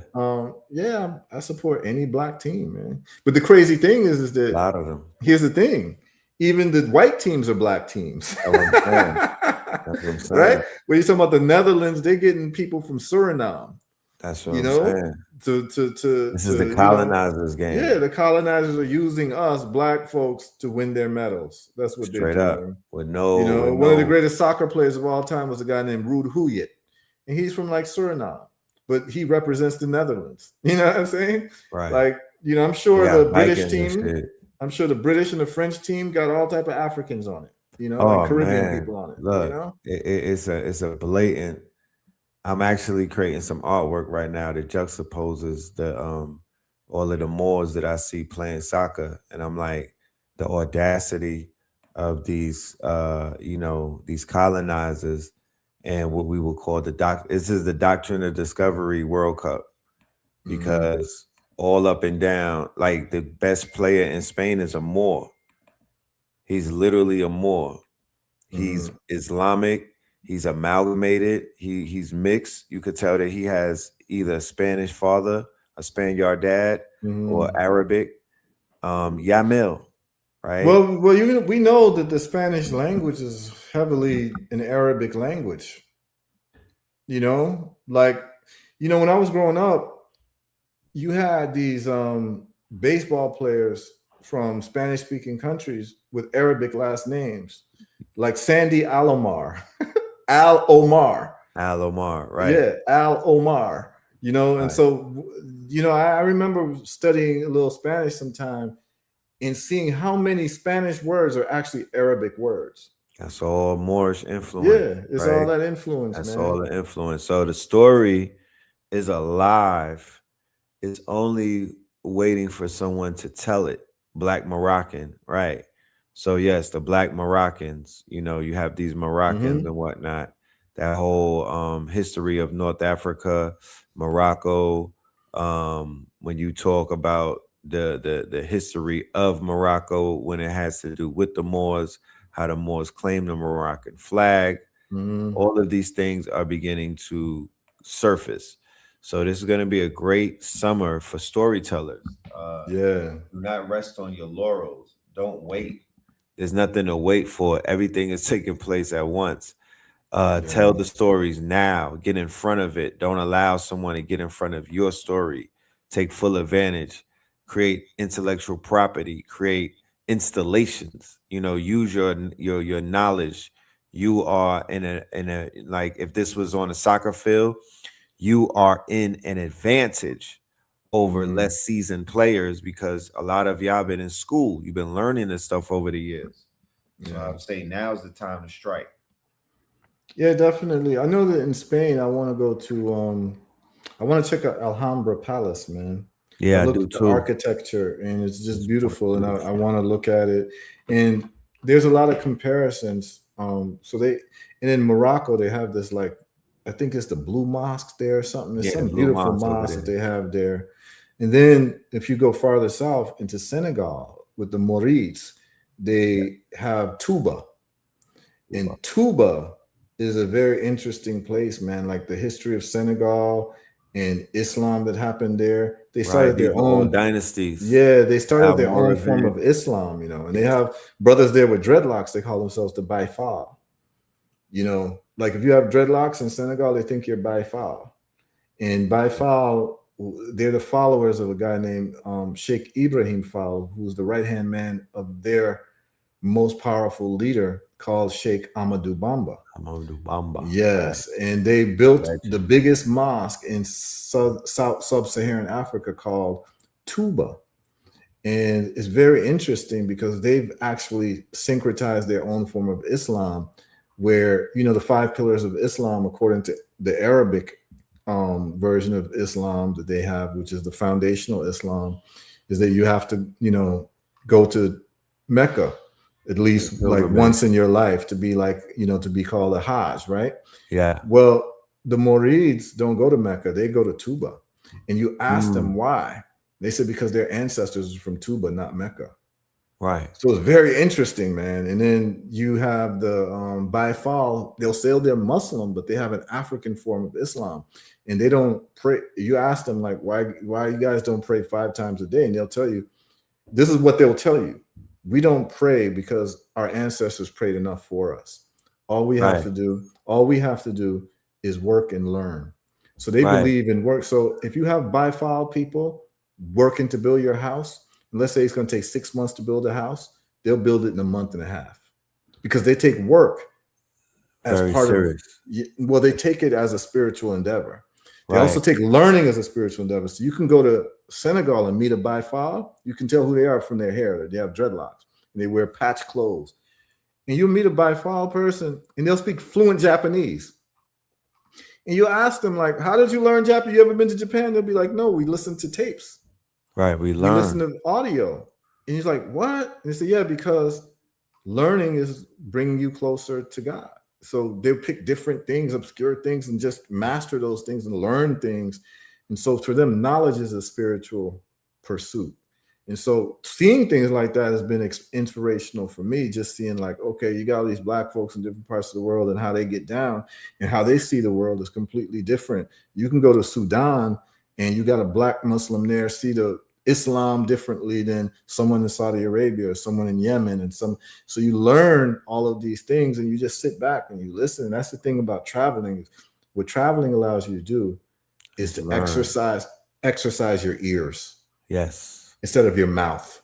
Yes. Right? Where you get to listen and take in and understand that people got a whole independent history outside of the history you've got in a different part of the world. And the world has been ticking and moving in ways that you have no idea about. And traveling allows you to get a whole education that you cannot get in a classroom. So, you know, it's important for people to see different parts of the world, make different human relationships before you get some type of dogmatic view of what life really is about. Because if you ain't seen the earth, it's hard to say you're from the earth. You know what I'm saying? Yeah, man. So, yeah, this is outside, but you know, the wealth thing that we talk about, there's wealth more than money. There's wealth of experiences. There's wealth in freedom. There's wealth in, you know, liberating yourself and all of that, man. So it's like, you know, when we talk about wealth, it's more than just money, you know. And I think you wanted to add something to the stage. We got something going on. Yeah. Okay, I'm adding this one right now where it says Moorish royalty. You want to talk about that? Yeah. So, like I was saying earlier, I'm creating a whole visual campaign to highlight the Moorish ancestry that is taking place on the world stage. I'm gonna use FIFA as the blackboard, right? And I'll be able to tell the story of the Moors through AI. I'm gonna go future, I'm gonna go history, I'm gonna go presence with it. So I'm gonna go back into the 14, 15, and 1600s. Then I'm gonna give them 2026, but then I'm gonna also give them 2030 when Africans learn about their Moorish legacy and the multiple dynasties, right? The multiple dynasties. And I'm gonna use one of their best players to basically tell a story that they can't run from now. Because now he's on the grand stage. Now, this is how you control the narrative. You snatch the narrative and tell a true story that they can't deny. They will want to deny it to anybody that's ignorant, but anybody that looks at him, he's that you know what you're looking at, right? You know what you're looking at. On Tuesday, next Tuesday, can you click on the next flyer? We have an event in Atlanta called Techno Bowl featuring me and the good brother Spin City, and I'm going to be teaching our brothers and sisters how to utilize all of the hot button topics. Because if we're going to do some dollar cost averaging, ladies and gentlemen, we should create some recurring assets that could help us with recurring funds every day. If we're going to take $100 a day and put it into these stocks, then I can help you create assets that will generate $100 a day. So right now we have the Knicks, that's still going crazy. We got FIFA 2026 going crazy. USA is turning 250. Michael Jackson, along with a few other things that are trending. I want to show you how to make money every day using AI tools, how to use AI video, how to use AI images. We do not have to sit around anymore and wait for anybody to do something for us. Play this video real quick. Shout out to my Imaginarium. I'm actually going to be doing a live inside of Imaginarium so we could talk about this income stream because summertime has started. So I'm calling this summer school. I want to get money every day. It's right here. How to use the AI. Time to start. You know, we have the goal. The goal is average. So now that we got the goal, now we know what selling these. We're gonna be creating these assets to generate funds on a daily basis, and we could also get we could also close accounts every day. We could also run down on brands, influencers, and we could secure $5,000, $10,000, $50,000 accounts with different businesses using the tools that we have available. So let's get busy, y'all. This is the video you're talking about? This is just one video. This is just one video. This is going viral. FIFA, right? So what I'm doing with these videos is that I'm geo-targeting the places outside of America where FIFA is big, like Mexico, Japan, North Korea, things of that nature. And then you know what I mean? There it goes. Techno Bowl IRL. Techno Bowl IRL. Next Tuesday, I will be in the building. Spin City will be in the building. We're going to be doing this live, but we're also going to be doing it online. I'm going to be teaching my people how to monetize AI right now. This picture alone, ladies and gentlemen, I've created this picture and I've sent this picture to Printify. What is Printify? Printify is a company that basically makes t-shirts, they make posters, they make framed artwork, they make blankets. I'm taking these art and I'm creating pictures, I'm creating t-shirt designs, I'm creating cups, thermal, you know, the thermals and whatnot. I'm creating posters for the summer. All of this is being monetized, ladies and gentlemen. Whatever's booming right now, I could put your image, I could put your product in front of an audience. We know how to do online marketing. We have Spin City, who is an expert in it. So yeah, I just sit back and make bread. I make designs that make money all day. So the money that I'm making all day, I'm able to now dollar cost average that money on a daily basis because this is an income stream that this is not even my bill money. This is my dollar cost average money. Yes, you feel me? This is my DCA money, bro. Top Red Pill, top. This is my DCA money, and I'm just using. But Red Pill, just hold on for a second, right? Yes. Can you imagine if we're able to create this culture where DCA becomes part of the culture, just like, I don't know, whatever slang is popular or whatever people call popular, but it becomes something that is embedded with us as a people, the dollar cost average, and this becomes a thing for us, like as a people, then we would have done a great job, man. Oh man, but we you know, we're gonna do it now because, like you said, there's no better time than the now. Ladies and gentlemen, lock in. It's summertime. We ain't gonna be doing this every other day. We really got to do this every day. We don't have nothing else to do but to get to the bag at this point. All you need is an hour a day. Don't consume yourself or over consume yourself and become manic or anything.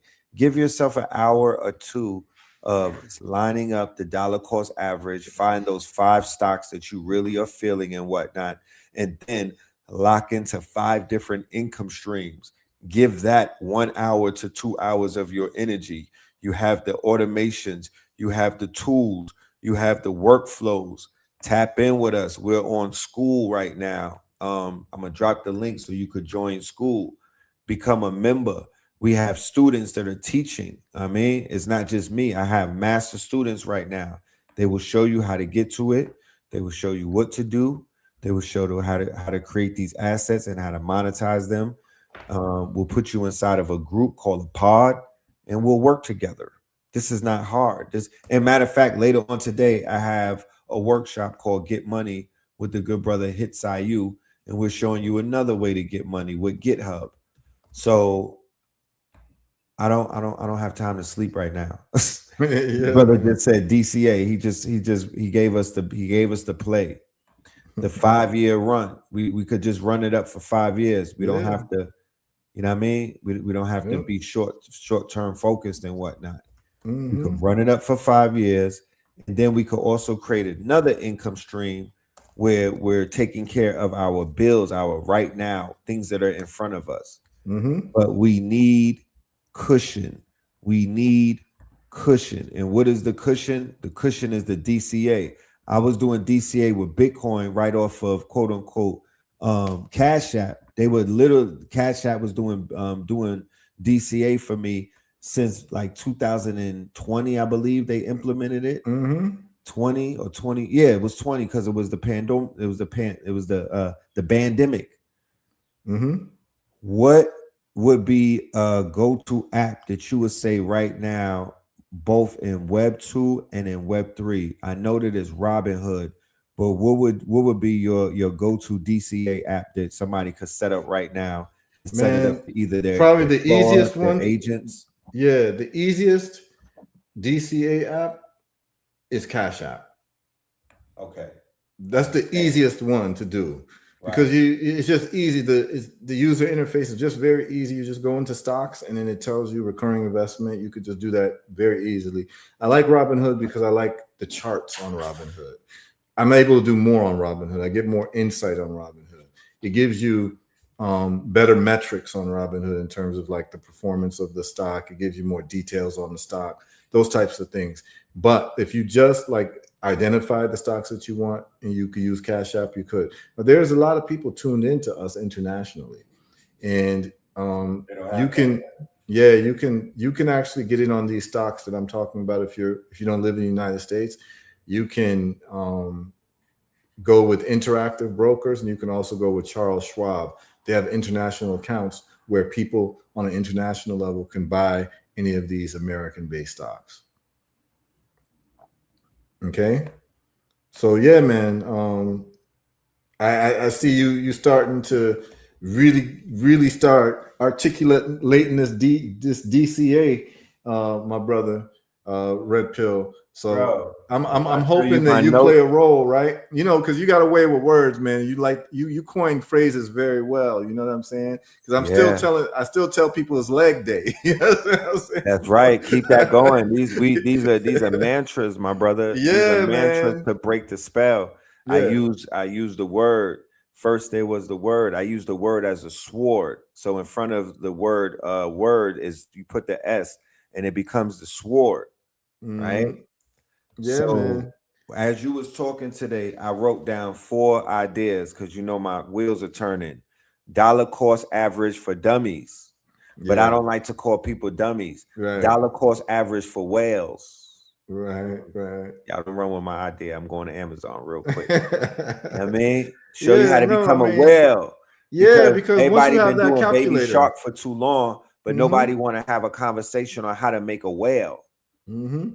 If we had more Moby Dicks in the community, we would be in a better place. Right. Because that's literally the people that are moving things around in the world right now. It's a whole whales moving in units. Right. No, man. I mean, I like it. I like your use of words. It catches on in terms of how the mind syncretizes information, man. So no, but like if you're able to make DCA a thing in our vernacular, man, you'd have done a lot for our people, man, because little children should be knowing what dollar cost average is, right? Because it's the safest way to become a millionaire. Look, right? The brother said dollar cost Africans. No. Dollar cost. That's a ball. Yeah, that's a bar. That's a bar. And that's Jah Eyewitness too. That's the good brother Genesis. Now, let me tell you all about this brother. And probably we should have him on this show one of these times, brother Genesis. Genesis is actually one of the smartest human beings I know and have met. And I don't just say it lightly. This brother is a engineer, a material scientist, engineer. The brother is also a musician. The brother is also a master of intellectual property and copyright registration and how to get money through your intellectual property. He has a whole business for that.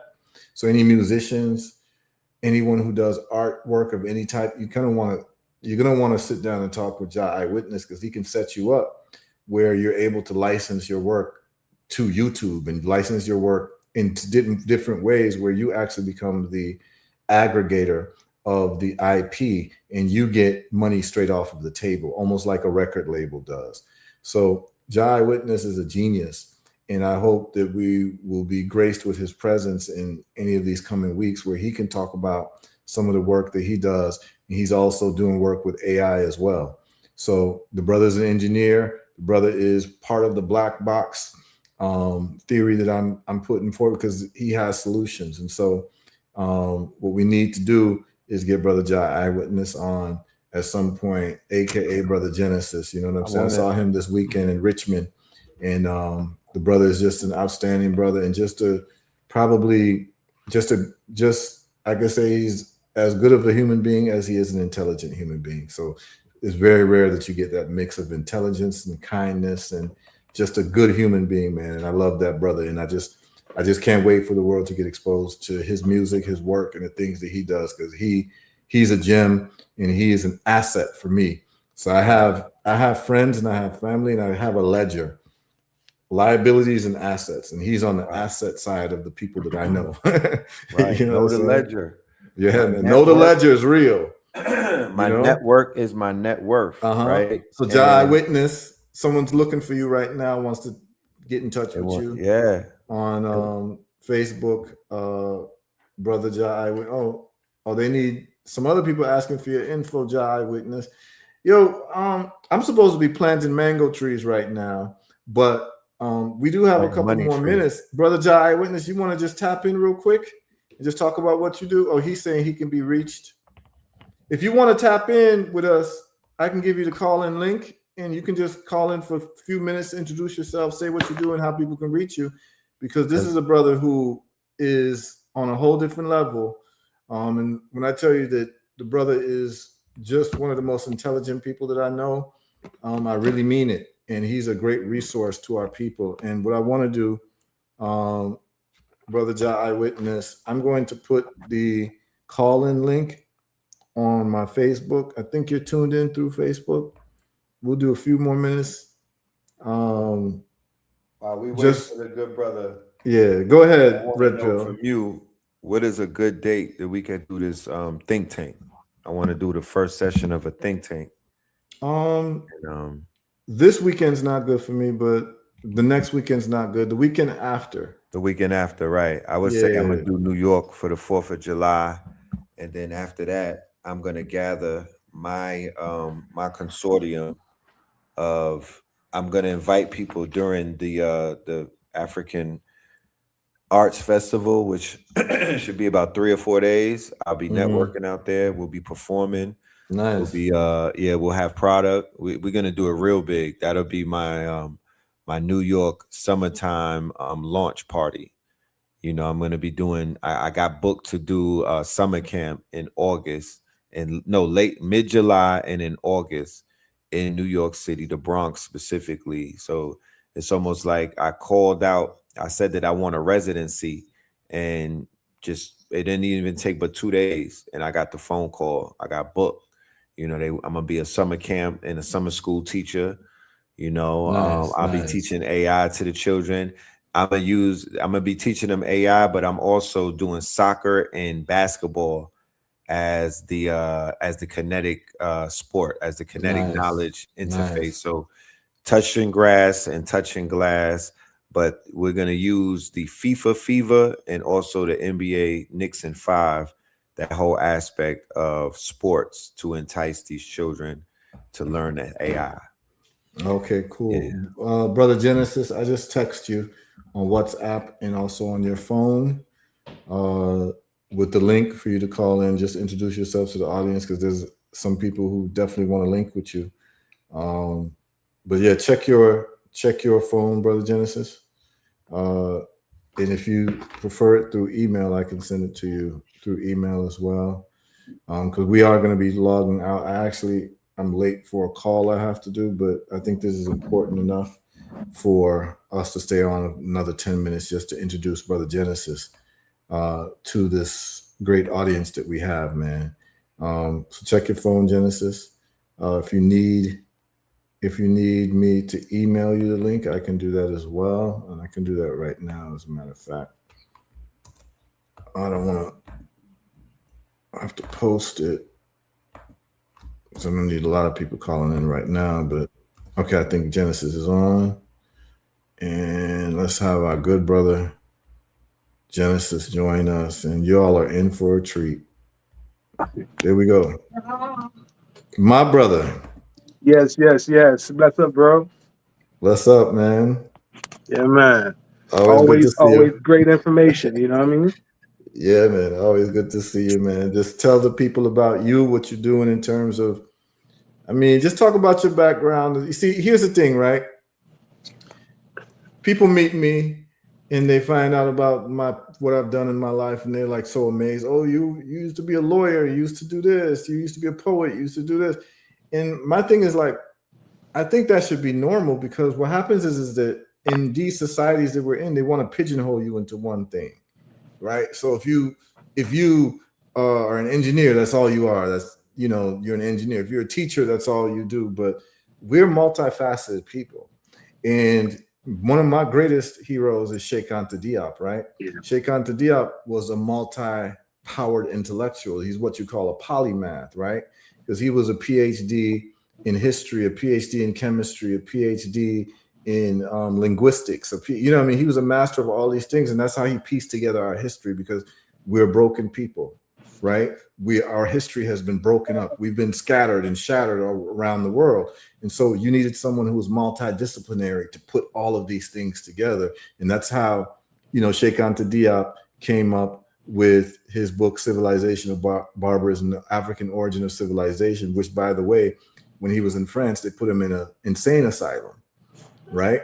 Because he said that ancient Egyptians were Black. They put him in an insane asylum. And then later on, when they released him from the asylum, he made a presentation at the UNESCO conference in like 1987 or something like that, proving that ancient Egyptians were Black through linguistic analysis, and then also through chemistry analysis of the skin of the pharaohs, right? Where he was able to actually see that the pharaohs were melanoderms. He had a pigment test that he developed because he trained with Madame Curie, who's the founder of radiation, right?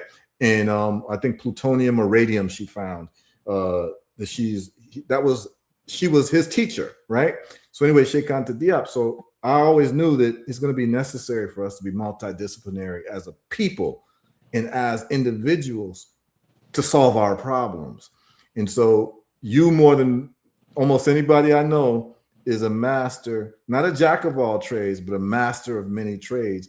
You have this like varied history and having this expertise base. So please share it with people. Don't be humble, because I know you're very humble, but just let's talk about your background and all the things that you went from, the engineering and the science and the AI that you're doing and the music and the legal stuff that you do around copyright. So please take the floor. All right. Bless up, every goodie. What's going on? Genesis Oshak Barrow out of Petersburg, VA. Man, I got to give all credit to my parents first. My parents raised me as a Pan-African. My father's Olamina of Awareness Sound Ensemble Reggae Band. And I just knew who I was from birth. So when I was sent to school with the mindset of, people used to say like math is hard. But my mindset was I invented math, So it's a little bit different. So look at algebra, the word algebra.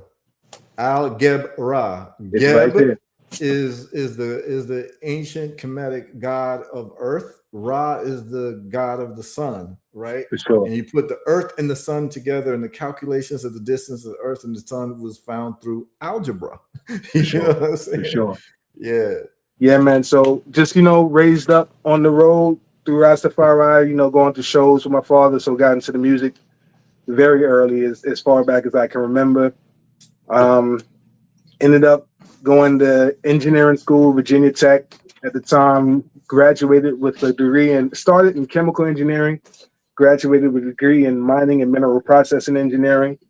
I left Tech, came to the DC area, started working in civil engineering.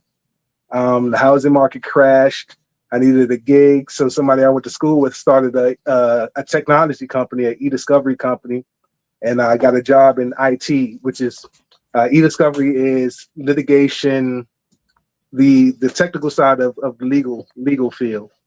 So anytime something goes to court or something like that, you got to get the evidence and everything together. So we do that forensically. So I got really, really adept at the legal side of things, the IT side of things, and technology. Worked in that for the past decade or more. Then realized one day in talking to a sister from Harlem that everything that I learned in the technical legal industry applied to the music industry or publishing, because to us it's it's our passion, it's what we love to do, but in reality we just a file on a database, and since you're just a file on the database, you have to be, how do I find you, how do I discover you on that database, and how do I know who to pay? So that's all done through metadata on the back end. So each of these files have information that's related to those files. And as an artist, as a creative, as someone who creates intellectual property, you should own all of your metadata, all of your identifiers. You know what I'm saying? So I help people do that. I help people set up record labels, actual commercial releases. Like a lot of us put out music. We'll put it on Bandcamp, we'll put it on DistroKid and Spotify, but that's just digital distribution. I teach you how to do an actual commercial release and how to have that commercial release counted so that so your plays and your sales can count toward a chart position, and also all of the various places you can get your money from. Because when we go through DistroKid, it gets up there fast, but they're only giving you digital sales. It's not your mechanical royalties. It's not your performance royalties. It's not your digital mechanical, your digital performance. We're giving away our intellectual property to these libraries, and we can get into those type of agreements ourselves. So I show people how to do that. And it doesn't matter if you're a musician, a poet, a comedian, a person who writes courses, you have intellectual property. And if you have intellectual property, you need to protect your intellectual property, own your metadata, which makes you discoverable. And if you do those two things, then you can be monetizable. We kind of work backwards. We want to get monetized first and then take all that. Nah, it don't work like that, So I help old school hip hop artists recover royalties, and reggae artists, and all of us who got screwed over, the creators creating creations for the creator. We got to protect them. You know what I'm saying? So that's my job. Creating creations for the creator. Yeah. Yes, man. I. Have to be protected, man. Yes, I. So what you do is, and this is very important for people. So if you're an artist and you're creating your music, you want to go to Genesis, because what he's going to show you is a flow chart of what you need to do to be able to capitalize fully off of your intellectual property and your creation. He's going to show you how to walk through the copyrights, how to set yourself up as a publisher, right? You show people how to shut. Can you just talk about that for a second? So a lot of times they have us, well, long and short of it, artists don't get paid. Publishers get paid. You know what I'm saying? You want to license out your work, you have to be a publisher. You can be self-published, but in terms of publishing, there's two sides of it. There's the composer side, that's the artists, the producers, and the people who write. But there's also the publishing side. So you're leaving half the money on the table when you don't own a publishing company and you don't claim those parts of the royalties. And also as a publisher, you can engage in licensing agreements. So I have direct agreements with meta platforms. That's Facebook, Instagram, WhatsApp, TikTok, Apple Music, Apple Fitness. all direct deals because I'm a publisher. So I try to tell people, you know, think of yourself as a publisher first. A publisher is the one who has the right to monetize, to say what goes on with the copyrights. So, you know, it behooves us as artists and creators to become publishers. Excellent. And so, do you have a website where people can check you out? Yeah, I'll put it in the chat, but it's Osoboro Vision. That's OSAGBORO Vision VISION.com, OsoboroVision.com. You can kind of check out some of my services there. Honestly, if you're smart enough, you can read through and figure it out. But you know, I'm there to guide you through step by step. I'm gonna share it right now for the people. So for y'all, you can even take a screenshot just to get the URL, osagborovision.com. So OSAGBROVISION. Yes, sir. .com, and he has it all set up, a nice orange backdrop, and he's telling you what the services are.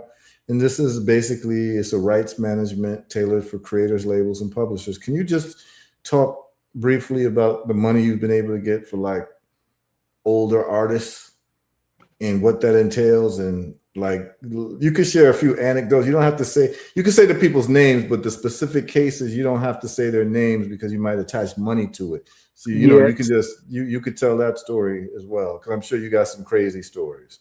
Yeah, some of them I can't speak toward.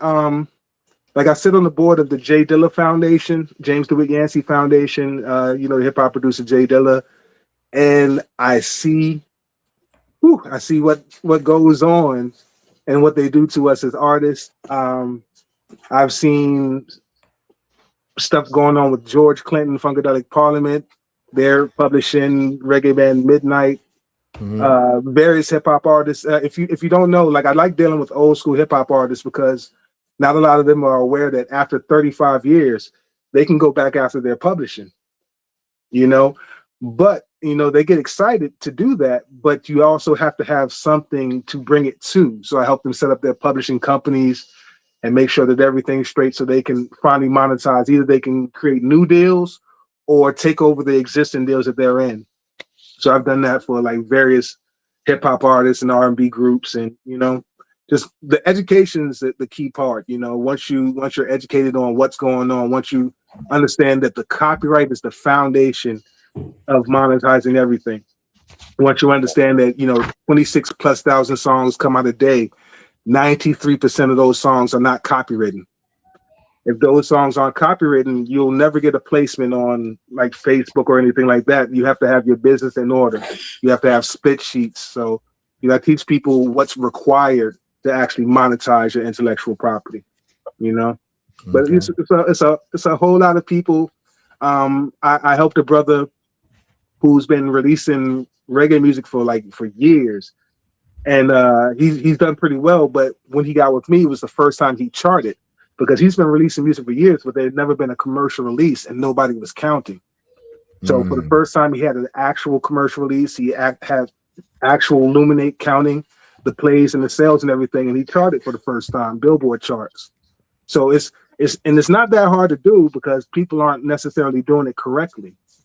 So if you do it correctly, that's half the battle right there.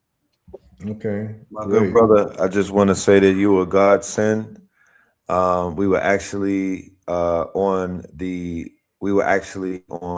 YouTube last night on my good brother 363 Empire. He has a viewership of about, Brother Rich, 500,000. We were doing a Clive Davis episode, and Blue Pill broke into the app that we've been putting together called Black Box.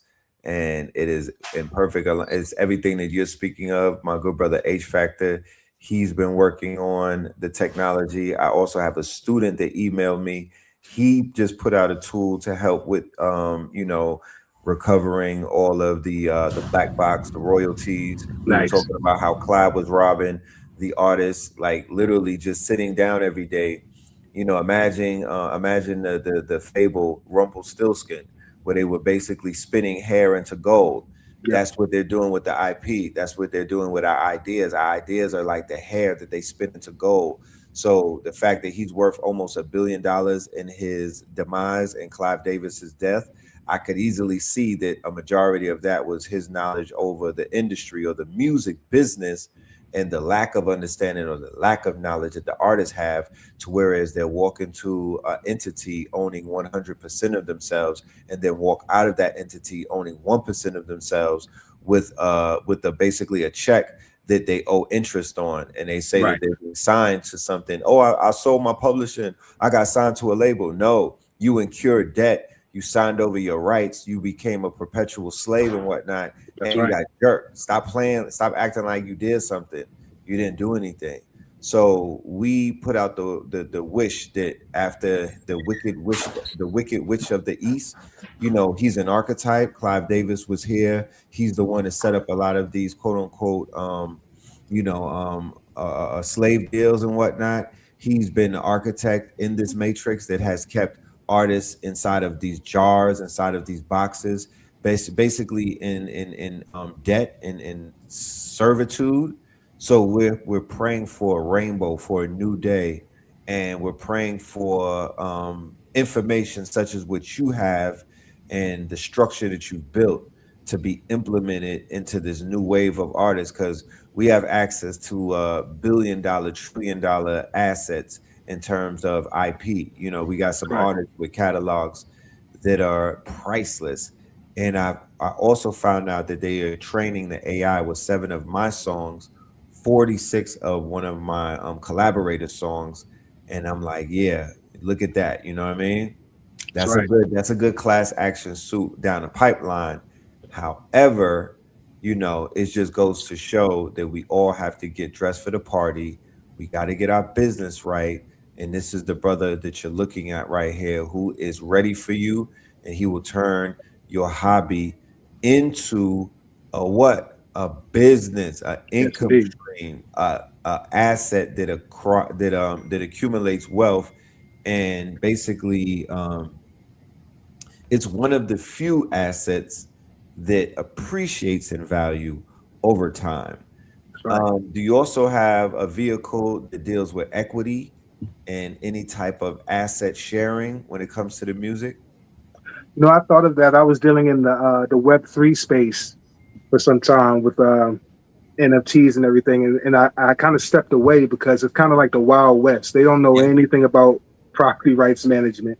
Yes. So I was trying to code a contract actually that would take into the proper allocations of of excuse me of royalties and things like that. So So I that would was love to have a bill with you. Like I was asking the brother HERU, what day are we going to implement our first think tank? Because I feel that it's properly ready. I have a saying that my net worth is my net worth, and right. I feel more wealthier than Mr. Elon Musk. I call him Mr. Muskrat. But you know, pardon me, HERU. I don't mean to. No, no, no, no, I no, know that. no. I know. You know, No, we beat I up on don't. our investments too. No, no, You I know, don't. I'm Mr. not inviting. Muskrat. I'm not Yeah, inviting Elon Musk to dinner with me.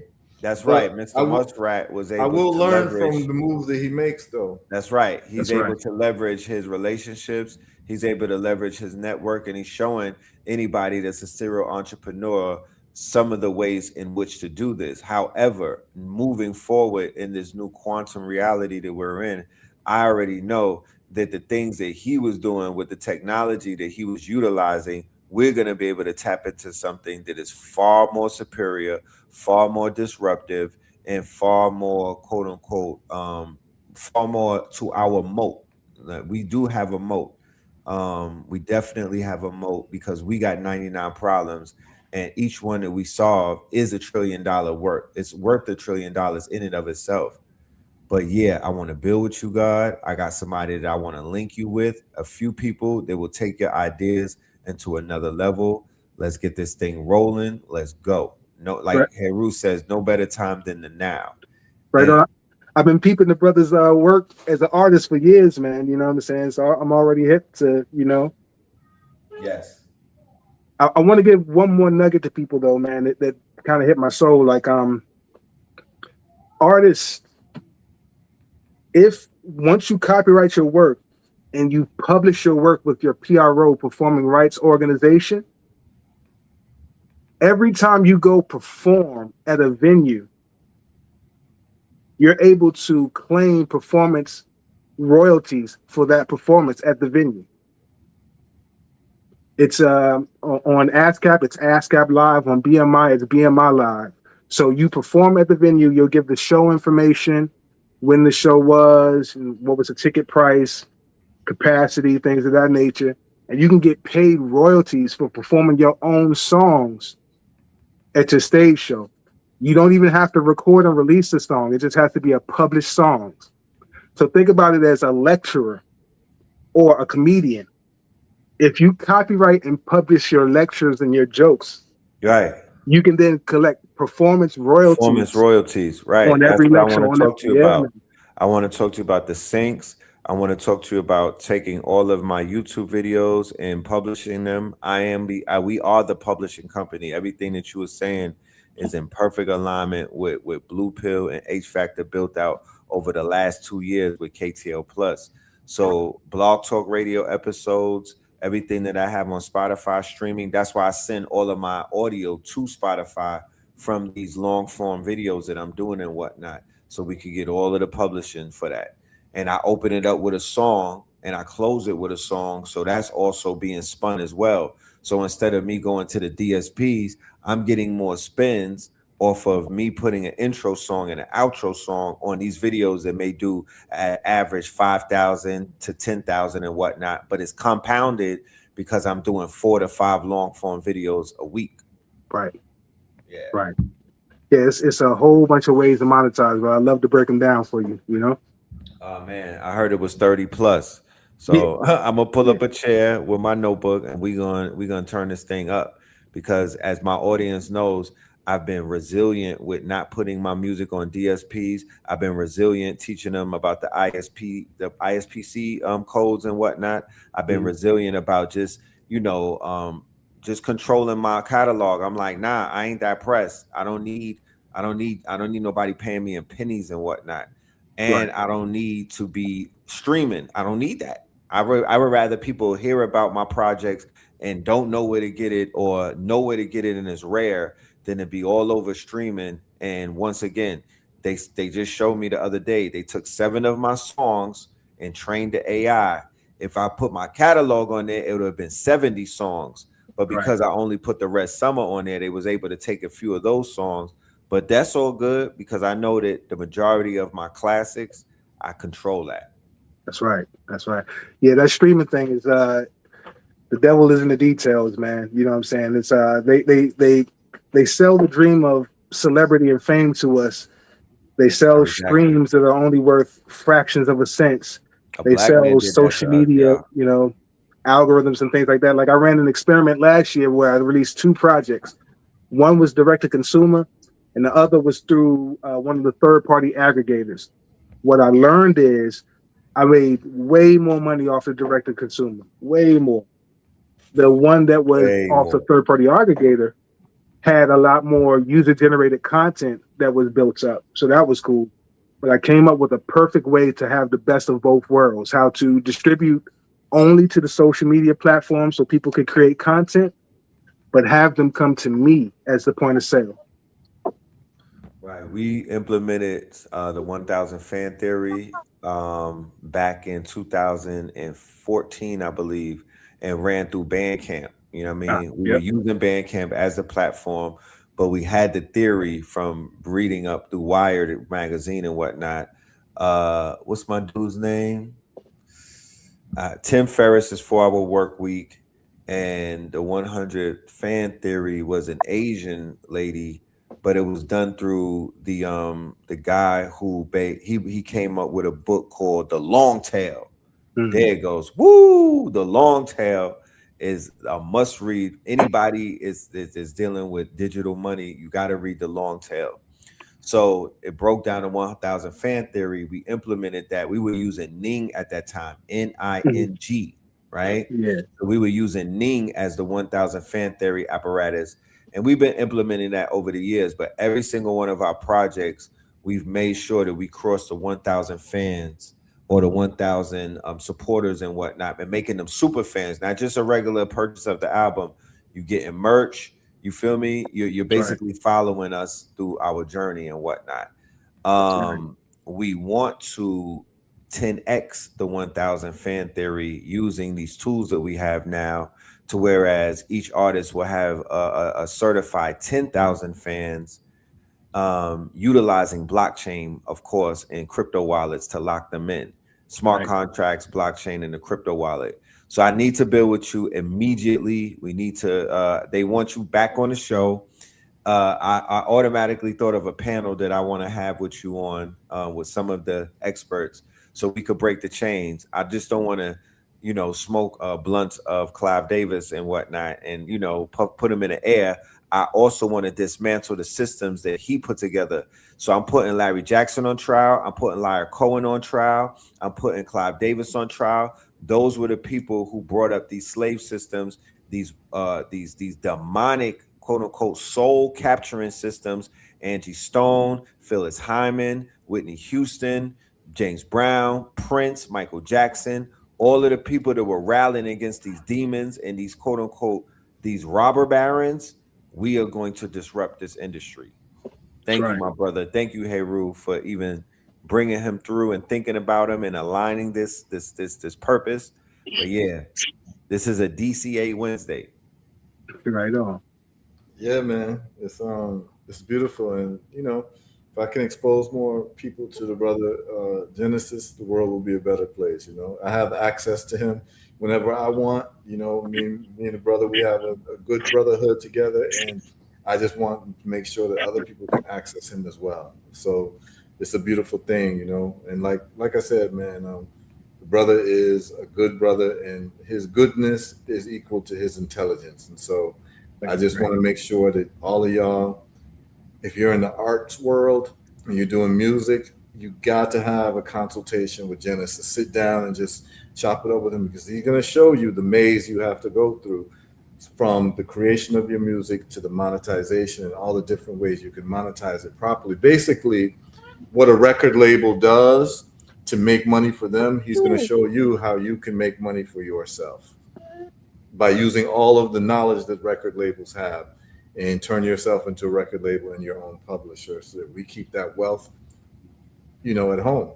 So yeah, Brother Genesis is definitely one of our important people that you all need to know about. And we can, have a whole show just dedicated to what Genesis does, and people can call in, and maybe what we could do is announce it a week before, where we can have all of the artists, all of the musicians tune in to Wealth Wednesdays, and you'll be able to call in and literally ask Genesis questions. And then, these are basic questions he can answer for you, but if you need things to, be structured and put in place, then, you all can have your own sidebar conversations. But I think it'd be very beneficial for people to hear the interactions between artists and Genesis, and he's going to teach you, like, step by step. Okay, you need to copyright this. Okay, you need to deal with the Harry Fox agency, or you set up your own agency that looks like Harry Fox, that deals with the publishing. This is what ASCAP does. Here's how you can set up your own system aside from ASCAP, or whatever it is. Brother Genesis is going to be able to tell you, so that we'll be able to forensically track, if you sell $1 online, what's the money that's coming to you, and what's the money coming to everyone else, which is what every artist should know. That's right. Every artist should know that every dollar that someone gives for the enjoyment of your music, you should know how that dollar is separated. Who's it going to? How much is going to Harry Fox? How much is going to ASCAP? How much is going to this company? How much is going to that company? Every artist should know this before they put their music into the marketplace. And Genesis is going to be able to tell you all of this, okay? So that's my service that I, did for the people, just to expose people to Brother Genesis, man. What about a DCA calculator for your music? A dollar cost average calculator that deals with, so let's say that my music is selling at the pace of $99 a day. Can I get a DCA calculator, and can I get a DCA agent that will put 20% of my daily earnings of my 100 songs that are streaming on my platform underneath either a stable coin, a creator coin, or some form of tokenized, expression. And then I can have a liquidity pool, but I have something that's, I have an agent, I have a DeFi agent or whatnot, and it's breaking up all of the income that I'm getting. Like you have your catalog of your poetry, right? Good brother. Yeah. Right. So we reintroduce your catalog into a platform that is not a streaming platform. It's a platform where you're getting literally 90% of your earnings and whatnot. And that is being broken up. You know what I mean? Pay for play. It's like a pay for play. It's part of a gamified. So we have a gamified game like a tokenized run, right? Like we have a Farmville or we have something on a mobile app. Your song is baked in, right? So as your song being baked in, you're getting credits every day. You're getting tokens every day as your song plays. The same way they're about to go crazy for Grand Theft Auto. We have our own form of gamified mobile apps and whatnot. And then you are now DCA price cost is probably even linked up to the Cash App MCP or Cash App API and whatnot, and it could automatically just put it right into the pool. You right up Genesis's alley. Yeah. Right now. You are right. You and Genesis need to caucus and sit down, because I'm gonna tell you this. None of this is theory. So I'm just gonna tell you this, because Genesis is very, very humble. And maybe I need to be his marketing manager, because you see what you said, Red Pill? Yes. A lot of people might have to like rewind what you said. But I'm gonna tell you right now, everything that you said, Genesis knows how to do. And the reason why I'm saying that is because with Forex charts, Genesis was able to write a coding program to be able, based on the rules that have been developed on trading, he's able to actually give me a compiling, like he was able to write a compiling code that all I do is just like basically click a button, and he's able to tell me, it's able to tell me all of the Forex pairs that are within 3% of where I need it to be to make a trading decision. Let's put it that way.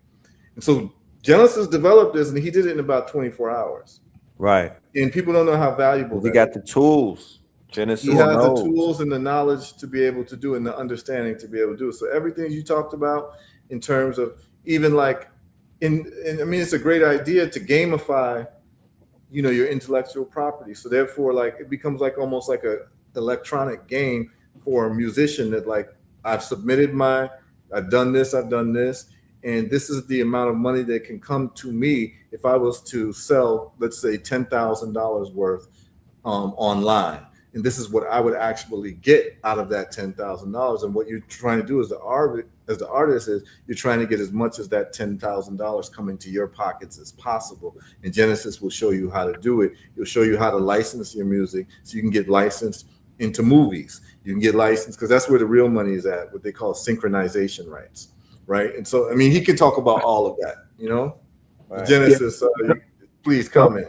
The whole streaming thing is a scam, man. Like I said, as a publisher, like Spotify and all that. Yeah, it's a scam. As a publisher, I am licensing my music to your music library. So that means every ad that runs, every subscriber, every app purchase, I get a piece of that without having to have streams or anything like that. I'm licensing my intellectual property to you. That has nothing to do with a stream. Streams is extra. But just at the base is me licensing my intellectual property for use on your platform, which is monetized in whatever way. I'm due some of that. Right. That's why they jerking everybody at the gate. You know what I mean? It is a crime against humanity what they're doing with the streaming business. But when we say streaming, we also have to implement that there's a streaming business model that does work, and that's Kick, and that's Twitch, and that's the young streamers. Now, what's not being factored in by a lot of the elders is the fact that they have a built-in audience with the video game kids, So they are literally sitting around waiting to blow up anything that puts in front of them if it is a streaming video game. So if you could create something that's gamified in the form of a video game, you have millions of people for free advertisement. You have millions of kids that will freely advertise and push you. Now, if you focus on a niche like black gamers and black gamers from the hood and black gamers from the hood that want to get money, right? Now you have a completely bigger niche. If you focus on the hip hoppers, if you focus on hip hop in America or hip hop from a global scale, now you have now they got money, they got time, and they growing up. Yep. They're getting older and whatnot. So you literally can lock in with them right now and rock out with them for 10 years straight if you build something that is going to get them some money, get them level them up, help them learn some things, and boss them up in life. So as adults, we are going into uncharted territory because that's their world. That's not our world. But we can walk into their world because we have what they don't have: experience, intellect, resources, networks, and whatnot. We supposed to be Rockstar Games. They're the audience. We are Rockstar Games. So where's our Rockstar gameplay at? Well, excuse me, brothers. I got my Microsoft Teams going off the hook now. They got me knee deep in data. You know, I'm trying to free myself from this plantation. So I always appreciate the info. Build, y'all. For sure, Yeah. for sure. It's great. And yeah, I just want to introduce people to y'all to Genesis, and we're gonna have him back on this show. We'll have a special show for monetization of music just for musicians. We'll do that in the next couple of weeks, and Genesis will come on. And if you're a musician, you're an artist, it's your time to call in and ask questions. Okay, so this is what we're gonna do. And Brother Red Pill, I got a question for you. Did we drop too much game for one show today? Man, we dropped it like it was hot, brother. Oh my goodness. This one right here, somebody even said it in the comments. This is Wealthy Gems Day, not Wednesday, Gems Day. Because this thing right here, this shit is like the Diamond District, how many gems was dropped. But I'm taking the transcript, I'm gonna run it through the AI and squeeze all of the juice out of it. I'm gonna create a smoothie out of this. Trust me. But yeah, man, I appreciate all of the intellects, you intelligent brothers and sisters out there. You we are on the road, man. Summer 2026 starting off with a bang. So let's keep cooking. And yeah, man, peace, love, and light to the family. We'll see you later on in class. Get Money Workshop week 3. We'll see you there. Peace. Excellent, y'all. Take care. We put in a good 4 hours for y'all of value today. So we'll be back next Monday with Healthy Mondays. Okay. And we'll cover some more of these important topics. So tune in on Monday, 9 a.m., same BAT channel, same BAT stations. And we're going to be giving y'all some serious information to change your lives. Again, those people who said they want to reach me, just go to herbalresults.net and go to the contact page. The email is info@herbalresults.net. If you have health-related questions, if you've got wealth-related questions, you can reach me at info@herutrades.com. So those are 2 websites, herutrades.com for wealth information, and for health information, go to herbalresults.net. All right. See y'all next Monday. Bless up, and bless up, Brother Genesis, for joining us. Yes, I give thanks and pray. All right. Bless.